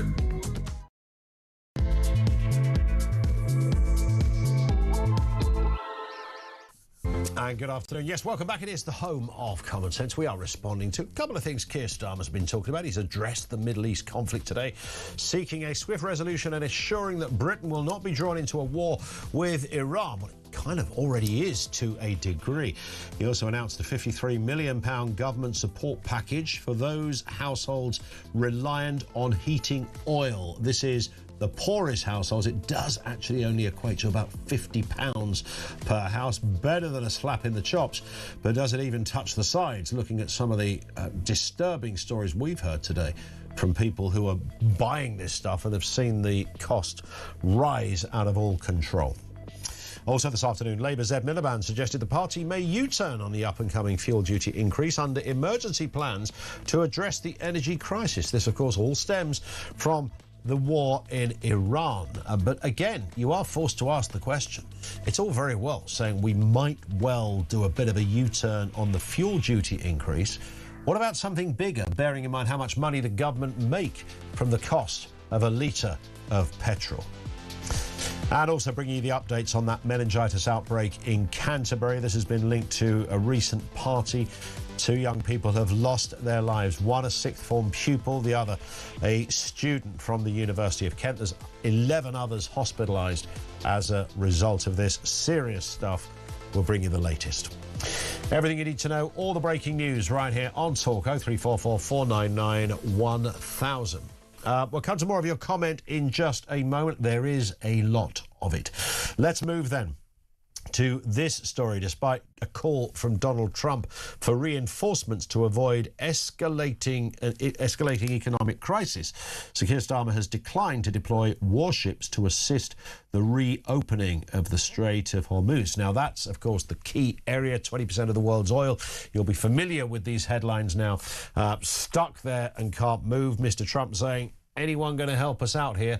The responses have been stark, it seems. Let's speak to Sir Richard Sheriff, former NATO Deputy Supreme Allied Commander in Europe. Good afternoon to you, Richard. Nice to have you with us, sir. Good afternoon. The ever-moving story. There's a sort of a new part to this each day, it seems. And over the weekend, the American president suggesting, we need backup here. Is he right to ask for that? And if so, could we provide it, even if we could? Well, Trump's got himself in a hole. He might have bombed and be bombing Iran to smithereens, but the Iranians have, forgive the pun, got him over a barrel because they have managed to close the Straits of Hormuz and it doesn't take very much. All it takes is a drone or a couple of drones to take out a ship or to hit a ship, and understandably shipping owners will run a mile. Trump can't do it by himself. He's suddenly found the value of allies. And don't forget, here is the guy who has been denigrating and pouring contempt on alliances, allies, hold NATO below the waterline, arguably, by threatening to attack Denmark over Greenland, and suddenly he's got a problem. Personal view, I think we should not in any way get involved with this war. It is Trump's war. It's a war of choice by Trump. He decided to launch it. He decided to launch it without any consultation with allies, and he's generated a regional war and given himself a major strategic problem. The but, of course, is that by closing the Strait of Hormuz, this affects British interests, and not only British, but alliance interests. So I think Keir Starmer, Prime Minister Starmer, is absolutely right to say that we will look for solutions with our allies, but no blank checks to America. Would I be, maybe you would agree with this, you might disagree with this, Richard, but am I right in sensing a little bit of panic from the American president? I was just listening to those comments he made on Air Force One, where for some bizarre reason they can't seem to get a decent microphone on any of those moments that they ask the president when he's on board that thing. He talked about NATO in a kind of, he said this is, NATO, they're our allies. He talked very kindly for a split second, and then said, well, this is an issue that, NATO countries are being held to ransom here. So it is clearly part of, their issue. But the first point was, I sensed that Mr. Trump's in and out, which was always his thing with this war and others, get in there, get the job done, get out, isn't quite going as perhaps he first thought it might. No, it's not. And if he is worried, he's right to be worried, not least because it wouldn't have taken the brains of an archbishop to work out that even if you hammer the Iranians militarily and bomb them to bits, the enemy has a vote. The Iranians have a vote, and they've exercised that vote. And frankly, I am amazed that the Americans did not wargame all the potential ramifications of this war. So they've ended up with a regional war. They've ended up with the Strait of Hormuz being blocked. And meanwhile, as the regime gets bombed, so it hunkers down. And no surprises that there is no popular uprising to topple the regime in Iran. So, yeah, I mean, I think they do have a problem. But equally, I go back to my point earlier. I heard that interview, and he said, we've always been there for NATO. Yeah. Well, he wasn't there for NATO in January when he threatened Denmark with an attack on Greenland. America was not there when Vance and Hegseth stood up over a year ago at Munich and in Brussels and said, America will not underwrite European security. He's absolutely not there for Europe supporting Ukraine. He's pulled all American support from Ukraine, less intelligence support. And indeed, let's just remember, all his efforts to broker a peace deal in Ukraine have been nothing more than cozying up to Putin. So he's got to work out what he wants. In terms of where this goes next, I mean, Mr. Starmer was talking about not wanting to kind of really be involved. But, I mean, there is a fairly reasonable argument to say from an Iranian perspective, we're already involved and we can't do anything about that. And even if we weren't, involved tacitly, the perception of Iran is very much that we are America's little brother, as it were. So we're in a sort of an irredeemable cul-de-sac on this, aren't we? Well, we're a bit damned if we do, damned if we don't. Yeah. I mean, I think the decision to allow America to use bases for so-called defensive reasons, I mean, that won't be seen as defensive by Iran. That'll be seen as offensive. Of course. We're also involved because, let's not forget, Iran is attacking Britain's allies in the Gulf states, Oman, Qatar, UAE, Kuwait, Bahrain, and it's also attacked a British airbase in Cyprus. So our hand very firmly is in the mangle. But what we should, I think, be doing is finding common cause with allies, our NATO allies, and more broadly, other partners, and coming up, and we'll wait and see what, and Sam has already said he's doing this, we'll wait and see what comes out of this. But we should not be giving a blank check to the Americans because, we see a Marine expeditionary unit steaming on its way from Japan to the Gulf. Well, you only start moving Marines around if you're thinking of going ashore. And at the end of the day, the Americans, I would not be a bit surprised if they're thinking about opening up the Gulf of Hormuz or the Strait of Hormuz with a massive combined ops operation, perhaps involving the landing of the US Marines on the shores of Iran. And then you are in a really, really complex, nightmare, long-running, forever war. You've just said, you're on record as saying you think this war was illegal to begin with. That point does divide the room, Richard, and you'll be aware of that. Many say, well, it's not a great look, but it was an inevitability. It was defensive, ultimately, from an Israeli perspective, and the Americans chipped in and helped. And after all, they are removing a brutal regime that kills its own people. What's not to endorse about that? Yeah, I'm not sure I said it was illegal. I'm not a lawyer, so I'm not going to pronounce on the law. But what I did say, absolutely, was that this was a war, yet another war started by an American president, without a clear idea how the war ends and no apparent strategy. Lots of tactics, thump the Iranians with lots of bombs, reduce Iranian capability, but no clear strategy. And that is exactly the problem that Trump now finds himself, because he hasn't thought through to the end. He's the commander-in-chief, of course. What do you make of his operational proclamations and directions so far? Well, he is the commander-in-chief, and for a commander-in-chief to launch a war without thinking through to the end state says it all, really, doesn't it? Do you think he knows what he's doing? No, not militarily. No, and he's got good advice. But again,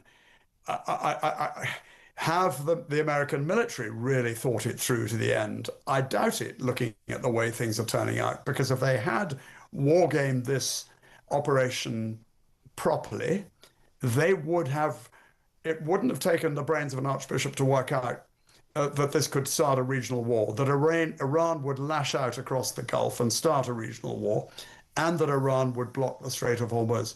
So if that is the case, perhaps they should have thought about mitigating how to mitigate that likelihood before they kicked off. And in terms of international inclusion, other countries, I mean, areas such as Spain, I think India as well, quite unequivocal. You know, we do not sit on a side on this war. But has Trump got a bit of a point when he says, well, actually, you know, it's NATO countries and members that are now suffering the results, regardless of whether we think Trump should or shouldn't have gone in and started this. The upshot, as we sit here today, is that we have an oil crisis. We're getting calls and messages this afternoon from people who literally use the physical oil to heat their homes.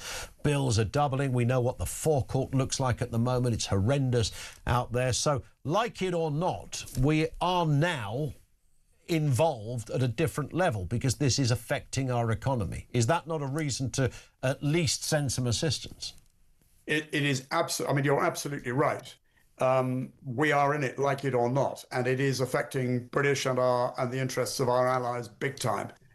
But that's why I think it's absolutely right to sit down with our other allies, our closest allies, not America, and work out what we combined as middle powers can do about it, and maybe come up with some clever solutions. I don't know what they are, but what I do say is that we don't want to give America a blank check because we don't know where this is going to lead. And any operation in the Gulf, in the Strait of Hormuz, must be focused and bounded. And as I say, no giving America a full support without knowing where we're going. And just a final point, where instinctively do you imagine this going? I mean, Trump again has always talked about this is this will be a quick war. We will have the thing changed, regime change.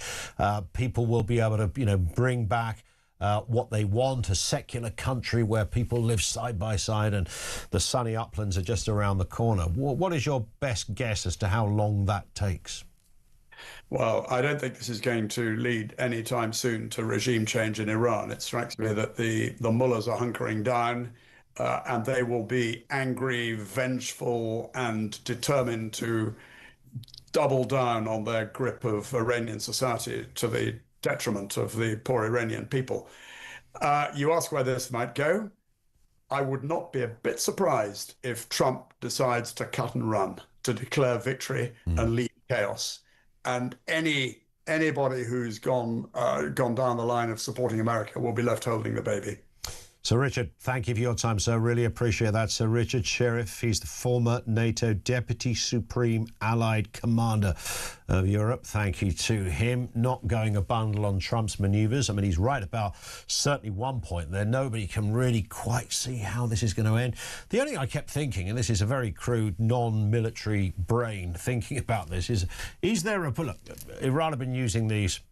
in comparison, Argos drones. They're not Argos drones, they cost about 20 grand a piece. But in comparison to the millions that a piece of American military is worth, they are small fry, but they can cause some real damage. Hence why we've seen the Strait of Hormuz scuppered and curtailed in this kind of way. Isn't there a point, again, schoolboy kind of question, you might be able to answer this, where Iran run out of drones?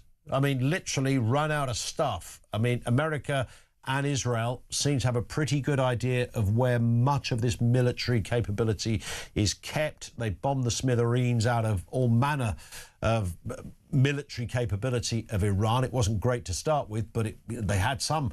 They had a navy and I think they had an air force there as well. All of that is gone. So now they've got drones and they're letting the drones up there to do the dirty work. Isn't there a point when naturally they just run out? They have nothing left.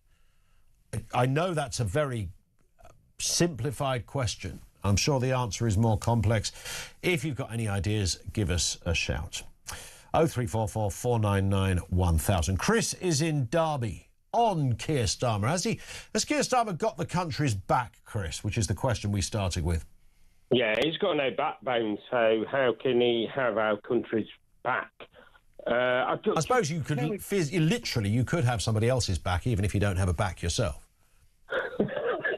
Yeah, it is possible. He needs a wheelchair.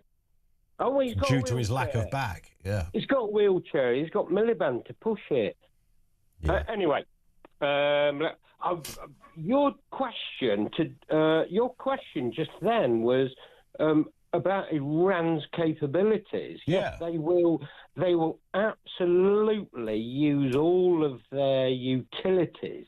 They have another stage, and they're going through it already, and that is to cut off all of fuel and stuff through Hormuz. And the stage after their third stage will be all of their sleeper cells, of which we have many in this country. That's not that's not what I was, but yeah, 3 stages, and I don't know if that makes any sense to you, but it certainly does to me. I hear what you're saying. Can I just ask, on a separate one, do you have a dog there with you, by the way? I do, yes. No, we've had a bit of a dog theme to the show today. You know what? Stormer, in, there. Stormer, snap in. Yeah, we got one called Stormer, get out. Stormer, in. Stop 101 Dalmatians around here.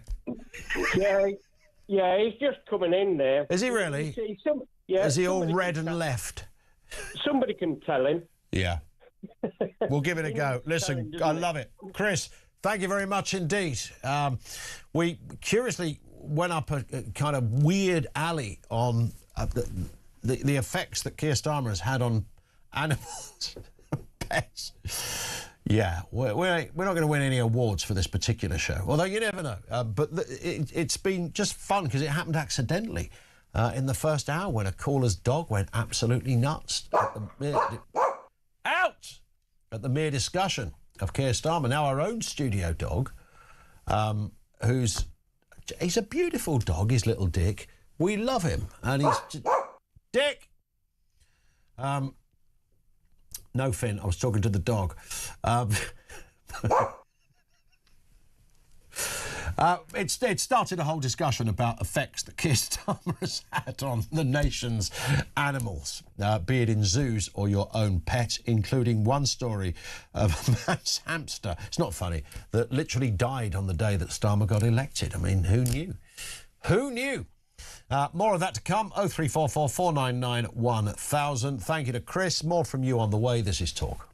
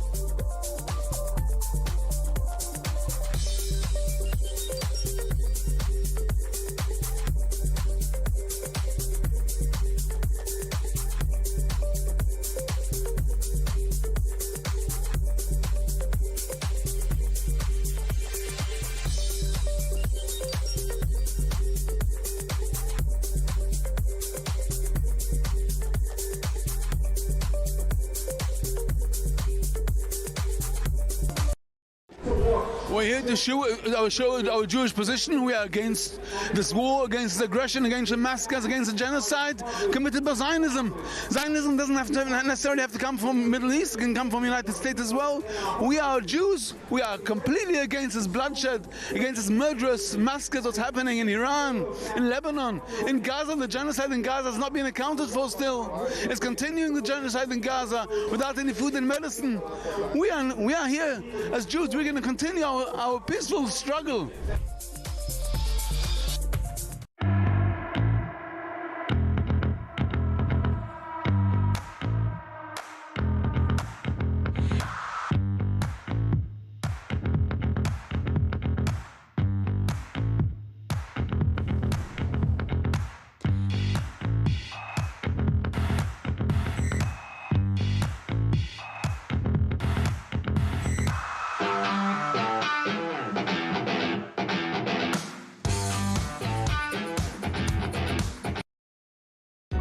across the UK.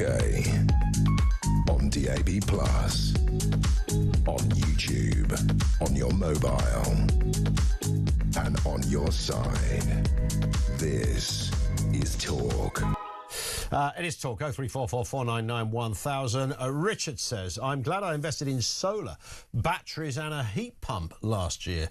House hasn't dropped below 21 Celsius and I haven't had a monthly energy bill over 80 quid since. Wow. I mean, I might divorce some... I mean, I do understand that if solar panels are working for you, that's great. And there's loads of examples of that. We can do phone-in after phone-in of that. Whether you can fuel an entire nation on them, along with the windmill thing, is another matter. The heat pump really does divide the room, though, doesn't it? I think it largely depends on what kind of home you have and whether it's conducive for a number of reasons. Clearly works for Richard. Glad to hear it. Richard, thank you. Gary says, legalise cannabis and tax that. The cannabis plant is so versatile as well, from textiles to oil and medicine. Look at Canada. The cannabis business is booming. Government love taxing, so make something harmless legal and tax that like you do alcohol and tobacco. I wonder how much money you would make, quite literally. It would probably look like a lot of money. Would it be game change? Could you say, right, we're going to legalise cannabis and tax the life out of it, and then we're going to drop... Could you then afford to drop the cost of a litre of fuel at the petrol station by 30p? I doubt it, because I think there's probably more fuel users than cannabis users, but you take the broad point. You've got to think of more of those examples, I guess. Gary, thank you for that. Stuart's in Cornwall on oil. Stuart, what have you got for us? Afternoon. Morning, mate. Or afternoon, mate. Yeah, I was just listening to the radio earlier. Sorry, it's a bit windy out on a farm at the moment. Right. I was getting teasy, as you like, with people saying about, you don't have to use the oil, and as though it's almost an option. Down here, there is no gas. If you know that everyone has oil boilers with your own oil tank, and when it needs refilling, you need to call the man, and he comes with a lorry and fills it up for you. If your gas bill was suddenly to double overnight, you'd be angry. There is no gas option here, but gas, they've got an energy cap price. You've got energy caps for your electricity, so you're locked in. That's what you're paying. When all of a sudden it's an extra 500 quid for your oil. Yeah, it's ridiculous. But that is what it is. Unfortunately, we've kind of got to deal with it. But I was just getting annoyed with people who I'm guessing haven't moved out of cities and don't realise that it's not all gas. I had a similar conversation with a brother who's a plumber when I said to go and do your oil ticket. He lives in Southampton. He said, "Oh, you don't need that. Nobody uses oil." I was like, "You do down here. Everyone's on oil because there is no gas line." But it is what it is. We're going to have to deal with it. I just feel really sorry for people who, we filled up 3 weeks ago, so we're all right. But I feel sorry for people who've, ordered it now, and they need the tanker to come. Otherwise, it stops, and there is no hot water, there is no heat. Absolutely, yeah. Literally. I mean, there's no other options knocking around there either. Great point. Thank you very much, Stuart, for that. Stuart in Cornwall. This from John in Bristol. I work for a pet crematorium business in Bristol. I'm out in the van collecting as we speak. I've noticed a spike in business every time Starmer does a speech. I have no trouble believing this. John, thank you very much indeed. Clearly business is booming, sadly. Phil's in Hull. What have you got for us, Phil? Afternoon. Good afternoon, Ian. Hiya. Just a couple of points, if I may. The first one's on the fuel situation. The government's paying out £53 million, which works out about £45,000 per household. Yeah. When the bills have doubled virtually. I have no problem with that at all, helping people in that situation. But when they talk about this £150 that's coming off your energy bill, that's going on to general taxation, as far as I understand it. So basically, we're paying for it through income tax, the money that we're receiving. So it's the Peter and Paul thing again. They get over 50%, I think it's about 53% with VAT and what have you. Yeah. And why could, and I think somebody mentioned it earlier on, they could not 2 percentage points of VAT or something like that. And now they're talking about not putting it up in September. I mean, it's absolutely ludicrous. They must have made... How much money do you reckon they've made from oil going up from $70 to $100? The Exchequer must have made nearly the amount of money that they're paying out now. Well, you'd have thought so. It's all smoke and mirrors with this outfit. I won't trust them as far as I could throw any of them. But if you'd allow me to bark when you mentioned Starmer, I would. But it is absolutely governed by a small. This is the second point. A small percentage of the 4 million Muslims in this country. And I would guarantee if, say, for example, Tommy Robinson wanted to do a big march in London next weekend in protest against this, there'd be hell on. Oh, no, we can't have the far right dominating things. We can't have the far right this. But even if you take... Because, I mean, we talked about this at the beginning, Phil. I mean, look, if Keir Starmer is trying to keep sweet at one particular group of people because their religion dictates certain issues and he is buying into that, surely in doing so, I mean, his biggest audience is not that 4%. His electoral base is not that 4%. No, but... he wouldn't win an election just on that 4%. No, but I think he's more worried about the people behind him, to be honest, because if you look at most of the policies, I mean, you've already mentioned some of them about not cutting benefits and blah-de-blah-de. Yeah. They won't let him do anything, basically. So he's appealing to the few people on the left that's in his party to get things through. And I think he's basically frightened of the Muslim vote. I think it's certainly a factor, but even by his weird standards, it wouldn't equate that, you know, if his entire policy is being governed by that. It's not going to. Do you know what I mean? He's got to think wider than just one group. Yeah, but if you think about it, I mean, talking about we're not at war even. What would have happened? Do you reckon if in Akrotiri those two rockets, had have hit our personnel or the West, even than that, the families? Would we have been at war? Or the firing missiles into the Gulf at our army bases, but we're not involved in the war. Yeah. I just can't weigh what he thinks or who he's listening to, besides from that lunatic from Doncaster, Miliband, who just talks absolute tripe, as far as I'm concerned. Speaks very well of you, Phil. I would actually tell him to his face. Love it. Phil, thank you very much indeed for that. Phil in Hull. We'll go back to calls and comments in a moment. Let's do the voice of doom. This, of course, is day 9 of the mystery voice. As ever, you are looking for a politician. This is the voice we've been playing you. There's hardly any experience. Who is that? These are some of the guesses. Ed Miliband, Wes Streeting, Kenneth Williams, James Purnell, no. Gerald Howarth, no. Tom Tugendhat, no. Rory Stewart, Brian Walden, no. Apparently I slipped up on the phrase as ever in the mystery voice, therefore it is Meghan Markle, no. Darren Jones, no. In fact, it's none of those. It's none of those. Which means it rolls over to tomorrow for day 10. I tell you what I read today. Phil Willis has died. Now, you might not remember Phil Willis, but he was the immigration minister.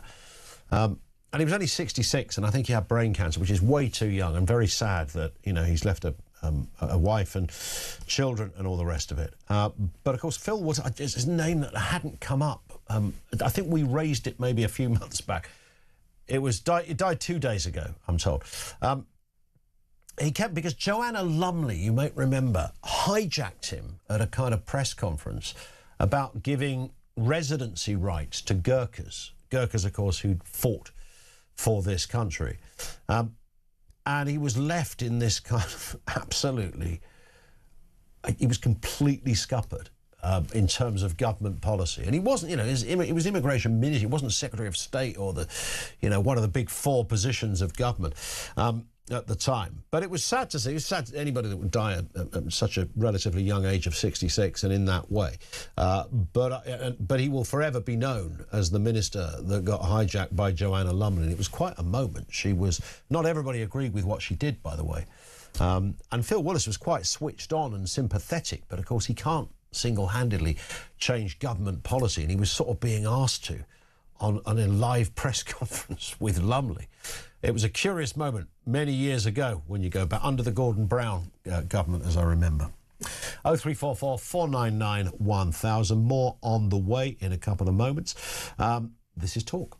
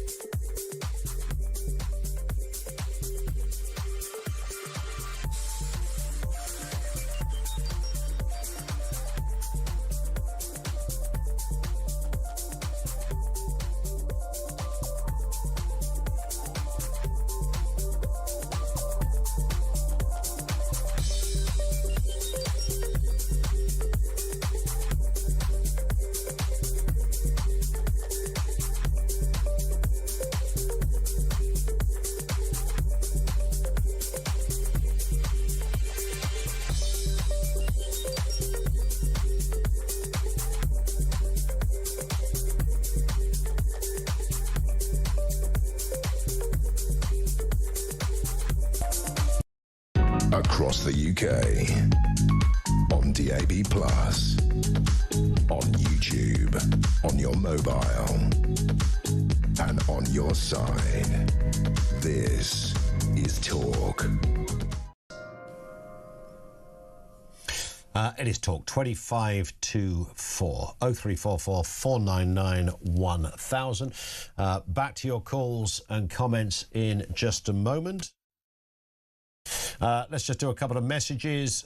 This in from Dan in Tunbridge, who says the answer to replacing fuel duty isn't getting it from somewhere else. It's making savings in other areas, cutting benefits, saving in the NHS, not paying to keep migrants in hotels. But like you say, governments have become dependent on taxes from us. You do think about different costs in different ways. And the trouble is, we're all armchair prime ministers, aren't we? So we all have our own idea. Somebody will say, oh, close all those hotels that got migrants in it. Another person will say, no, that's not the problem at all. What we need to do is we need to just tax rich people a little bit more. And everyone has their own method, but you do sometimes look at governments and think, really, is there nothing anyone can do to either save money or stop taxing the socks off us? Let me just move to this story, which I find fascinating. I have kids who are within the age bracket that this would affect. A study has found most babies are watching screens for around about 40 minutes a day. Researchers found that the average screen time for infants was 41 minutes, with a small minority exceeding 3 hours a day. Let's speak to Sanjeev Nichani, who's a senior consultant paediatrician at Leicester's Children's Hospital. Sanjeev, nice to have you with us, sir. Good afternoon. Good afternoon, Ian. We've all seen, and I know what it's like with kids. You know, screens they're all around us. You know, got a 12-year-old. He does homework on a screen now, so you know that goes with the territory. We do have to make adjustments to how we function.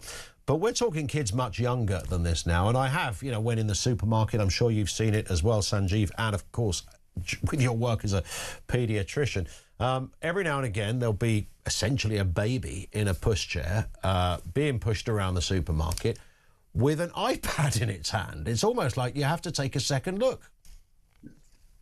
Yeah, absolutely. What the study has described and what you have also reiterated is what I call the screendemic. The babies in that study are spending 40 minutes too long on screens. And that's associated with lots of problems that we see in clinics, and in fact, research bears out. And that is, these babies are hypnotized by these screens. They lose the ability to interact with their family, with the environment. Their language suffers. I'm seeing lots of non-verbal children in my clinic because From the age of babies, they're spending hours and hours in front of screens, and which is a passive process. They're not interacting with the family, grandparents, cousins, siblings, etc., etc. And that is a very big problem, which is why I call this the screen-demic. The screens and the toxic social media apps are poisoning our children, starting from infancy up until teenage years. This is a massive problem. And in terms of screens, how do we define screens? Are we talking about a television screen, or are we literally talking about iPads and phones? We're predominantly talking about iPads and phones. And however, if you're watching television for 5 or 6 hours a day and doing nothing else, or in the evening, that's a problem, because that's an addiction. However, we are predominantly talking about devices and smartphones, devices in younger children, but even smartphones, which can be taken away into a room, and the child or the teenager is lost to the family for hours and hours, because they're doom scrolling for 5 or 6 hours each and every evening. That's excluding schoolwork. So 5 or 6 hours each and every evening is what 30 to 35% of teenagers are doing on their smartphones, on on these toxic social media apps, and that's an addiction. That is an addiction. There is something that seems rather different about a phone or an iPad screen to a television screen. The engagement, is it the part of the brain that engages within it? Is it the kind of things that are on it? What's going on there? Well, it's a really good question. So the smartphones and the devices, they engage the emotional circuitry of the brain. Watching television is usually a more communal experience. To state the obvious, you can't put a television in your pocket and disappear off to your room for hours and hours. And there's often a conversation going on around what is seen on TV. You don't do the same with the device or a smartphone, because the child or the baby or the toddler is completely and utterly hypnotized. However, this is a passive process. The brain is not being stimulated promptly, positively. The brain is just having these flashing images and sounds transmitted onto the brain, and therefore there's very little real-time learning or benefit to these children. It's a massive, massive problem. When you were training back in the day, Sanjeev, I don't want to age you too much here, as a medic, and there you were looking at this area that you wanted to specialise in paediatrics. I'm guessing this subject wasn't even on the agenda, and here we are with a proliferation of this now. That's a brilliant observation. So when I grew up, and I'm sure many of your listeners will chime with them, we grew up in a play-based childhood. Tragically and sadly, babies and children and young people are growing up and have grown up in a phone-based and a phone-controlled childhood. In other words, these children are not able to function without a device on them, around them, and with them. And that's a massive issue for us, for society at large. I did read some time ago, and it was one of those things I read, and I can't for the life of me find the article anymore, but it was a woman who was writing, I think in the Telegraph, about her 2 kids. And this was more about gaming than it was about social media, but, you know, similar territory. And she essentially lost one of her kids to gaming. I don't mean literally. She lost their childhood. One was outside climbing trees, sometimes falling out of a tree, all the stuff you're meant to do as a kid, having fun, running in the fields. The other was stuck on screens, and it was gaming all the way. And she said that by the time they got to 18, they're both, you know, ordinary functioning adults, and she couldn't find any long-term, or certainly couldn't see any long-term issues around this, other than she did concede, and it's still a tragic story. She said, I lost my child's childhood, and he lost his own childhood as well. But she couldn't see that there was an issue that went beyond that. What do you say to that? Well, actually, she summed it up really well. He lost his childhood, and that is the case for millions and millions of children currently.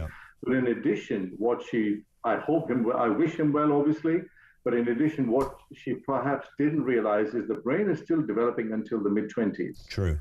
In all this discussion about smartphones and the poisonous social media apps, gaming has gone under the radar. However, if you look at the research studies, they show that sophisticated brain scans show that exactly the same changes in those with gaming addiction as in drug addiction and gambling addiction. In other words, the emotional circuitry is very, very badly affected, even in gaming addiction, as it is for those who are addicted to social media apps. It is as serious as social media addiction. There's no question about it. Wow. Do you ever think you wish you'd gone into geriatrics rather than paediatrics? Because you'd have a lot of patients who agree with everything you've just said. Well, in terms of geriatrics, there's, again, I don't wish anybody ill, but there's a new diagnosis adults listening to this should be very aware of, and that is something called digital dementia. In other words, adults who spend their entire vocational hours, by necessity, on screens, but then by choice spend their entire recreational hours on screens and doing very little else, are at risk of early onset dementia. Wow. So adults, please take note. Indeed. On that point, Sanjeev, thank you for your time, sir. Really appreciate that. Sanjeev Nachini, who is Senior Consultant Paediatrician at Leicester Children's Hospital. I'm always horrified when I speak to guys like that at the coalface of the problem. So they're dealing with the fallout. It does, again, it sort of divides the room. The screen can act as a bit of a babysitter from time to time. There are some functional elements to screens that are great for kids. Homework is in part done on screens, not as in the child opts for it rather than a book. I mean, it's given literally, here is the link to your homework. If I ask my 12-year-old what homework has he got, he has to look on a screen to find that homework. Now, he doesn't then start playing on that screen. I mean, he'll game as long as you let him game. I mean, that's a given of that age group, of that cohort. But there is some, it's not hard to understand how easy that is for a kid's brain to just simply engage and be almost hypnotized in that sense. And as he said there, as adults, I mean, the whole doom scrolling thing, come on, put your hand up at the back if you've never done that. Because it's sort of vaguely entertaining and it can be a bit fun and you don't realise where the hell an hour has just gone or more. But at the end of it all, I don't think there's a big dopamine hit in that, is there? I'm guessing there probably is. That's maybe what keeps you doing it. But there's certainly, it's quite futile, isn't it? When if you do it laid in bed and just think, I'm just going to look at like inane stuff and trashy videos and little clips and a couple of people kicking off in a road somewhere not near you, that sort of stuff. You read that, yeah, you can say, guess what I saw online? You can tell a mate about it. But then you go to sleep, I didn't really achieve anything there, did I? I should have just read my book. Spent an hour watching absolute unadulterated trash. Let's go to your calls. Michael is in Hertfordshire. Michael, hi. Good afternoon. How are you? I'm good as gold at this end. What's happening? Just a couple of subjects. Yeah. We'll start off with the oil, yes, as we always do. The Labour cabinet are like the cast of a play without rehearsing for it. When you come up with something like green energy, which is absolutely correct, you don't stop one before you're ready for the next one. Don't they realise you have to get the oil and the gas from the North Sea before we're ready for the green? They haven't put enough electric points for the cars. Mm-hmm. They're not organised. Well, that is what the... Now we have an emergency because they have not been ready for it. The Chinese have done exactly what you're saying. They're happy to build windmills and panels and heat pumps, and they're doing it more than anywhere else on planet Earth. But simultaneously, they're still using all their natural resources. Well, everybody, even the head of the windmill organisation, has said we need to explore the North Sea oil and gas. Yeah. You don't have to be a brain surgeon to work out that we need it. Well, we certainly need it. The argument, frustrating. But the argument now, of course, Michael, is that if we did agree, OK, let's go back to the North Sea, I think I'm right in saying that there would be quite a lengthy process before we got any sort of results. Well, they're always... We can't just say, right, from tomorrow the oil's coming out the North Sea. I may be wrong on that, but that seems to be the response that you get? Well, you get lots of responses. The response is that we would have to pay the same price, blah, blah, blah, but we're buying it, for God's sake.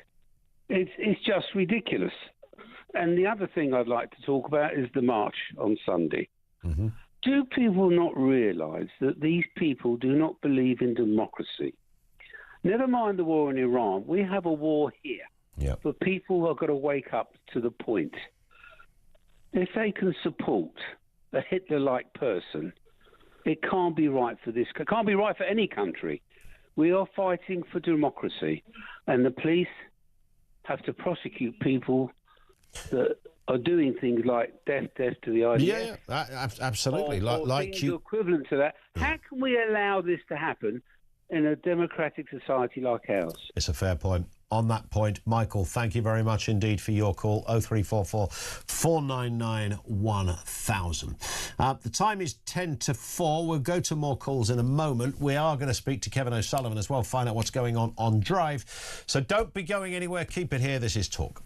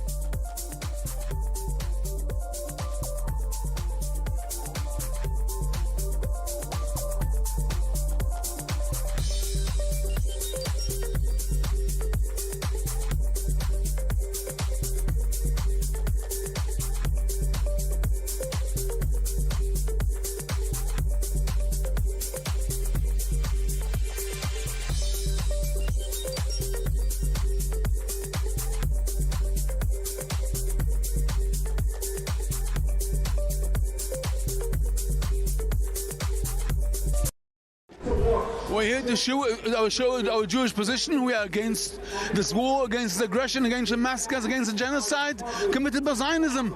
Zionism doesn't necessarily have to come from the Middle East. It can come from the United States as well.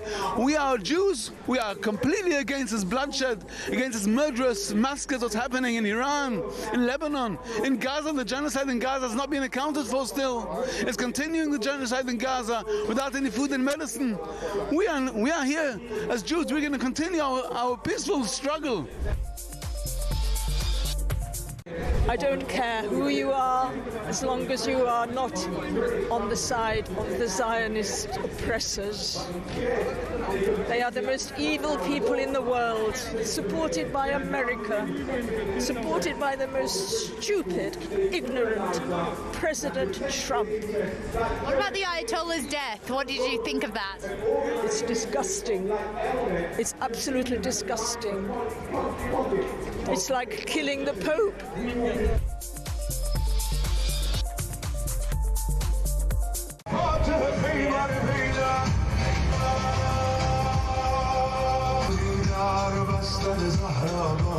We are here to support our people of Palestine, of course, and Iran. It's pretty clear and evident.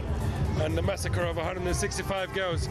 But our blood is considered cheap, but it's not. It's just as equal. Humans are all equal. What about the bombing of the Ayatollah? What did you think of that? He was destined for that. That was his destiny, and he fulfilled his dream. He died for the cause of his belief. The free movement thing is obviously not ideal, because at the moment we need to be strengthening our borders, not weakening them. But in military terms, we do need a better relationship with the EU. There is no real opposition in Iran, so no one's going to be rising up anytime soon without some help. And President Trump, we can see, is now asking for help from Europe. Across the UK, on DAB+, on YouTube, on your mobile, and on your side. This is Talk. This one comes in from Phil. Says, afternoon, Ian. Phil here from Hearts regarding the heating oil. I'm a heating engineer and work on oil. I've also have oil in my home. The problem is with oil deliveries is a lot of oil delivery companies will not take any delivery less than 500 litres. So at the moment you have to have a minimum of 500 litres. Yeah, and I can sort of understand. No one's going to have 3 litres of oil, please. So I guess there is a, you know, logistically, that kind of in the good times would make sense, I guess. Phil, thank you for that. Gary in Bury says, hi, Peter. Hi, Peter. You could reduce the duty on petrol by reducing the spending on green energy. Yeah, but the biggest chunk is in taxation. So one fell swoop. Grace is over there in London. Grace, good afternoon to you. Hi. Hello. Hi. What are your thoughts? Well, I was thinking when an earlier caller mentioned that there are so many injustices in this world, he said, about the Al-Quds March. I thought, yeah, there are. And I don't understand. I've said this before, but I'll say it again. I don't understand why, if people have the impetus and the organisational ability and the friendship network necessary to arrange a march, that they don't march about some of these other injustices. You know, there are people who are literally starving to death, some of whom are going to be even less able to access incredibly important humanitarian aid because of how aid supplies are being impacted by the current conflict, for example. But people protesting don't care about those in the world's very biggest humanitarian crisis, which is in Sudan. They don't care about people who are being killed in some parts of Nigeria and some other parts of that continent. They don't care about Uyghur people who are being oppressed. They just want to march angrily and say that they're marching in support of the people in Palestine. And I completely get concerned about the people in Palestine. But if it was a humanitarian cause, why would they ignore these other humanitarian crises, and why would they have placards celebrating the Ayatollah who killed lots of people? It doesn't. It's never made sense, and I try hard to sort of be objective on these things, Grace. I'm sure you do too, and you think, well, sometimes a story is as literally as obvious as you've just described, as unfathomable as you've just described it. So you tend to sort of gravitate to something you might have missed. And I think, well, maybe there's something in this I've missed. And I haven't missed it. It's just a collection of irrational beliefs and contradictions, right? I mean, you just laid it out there brilliantly. I looked up Al-Quds, and it turns out that it means Jerusalem, which I hadn't previously known in my incredible ignorance.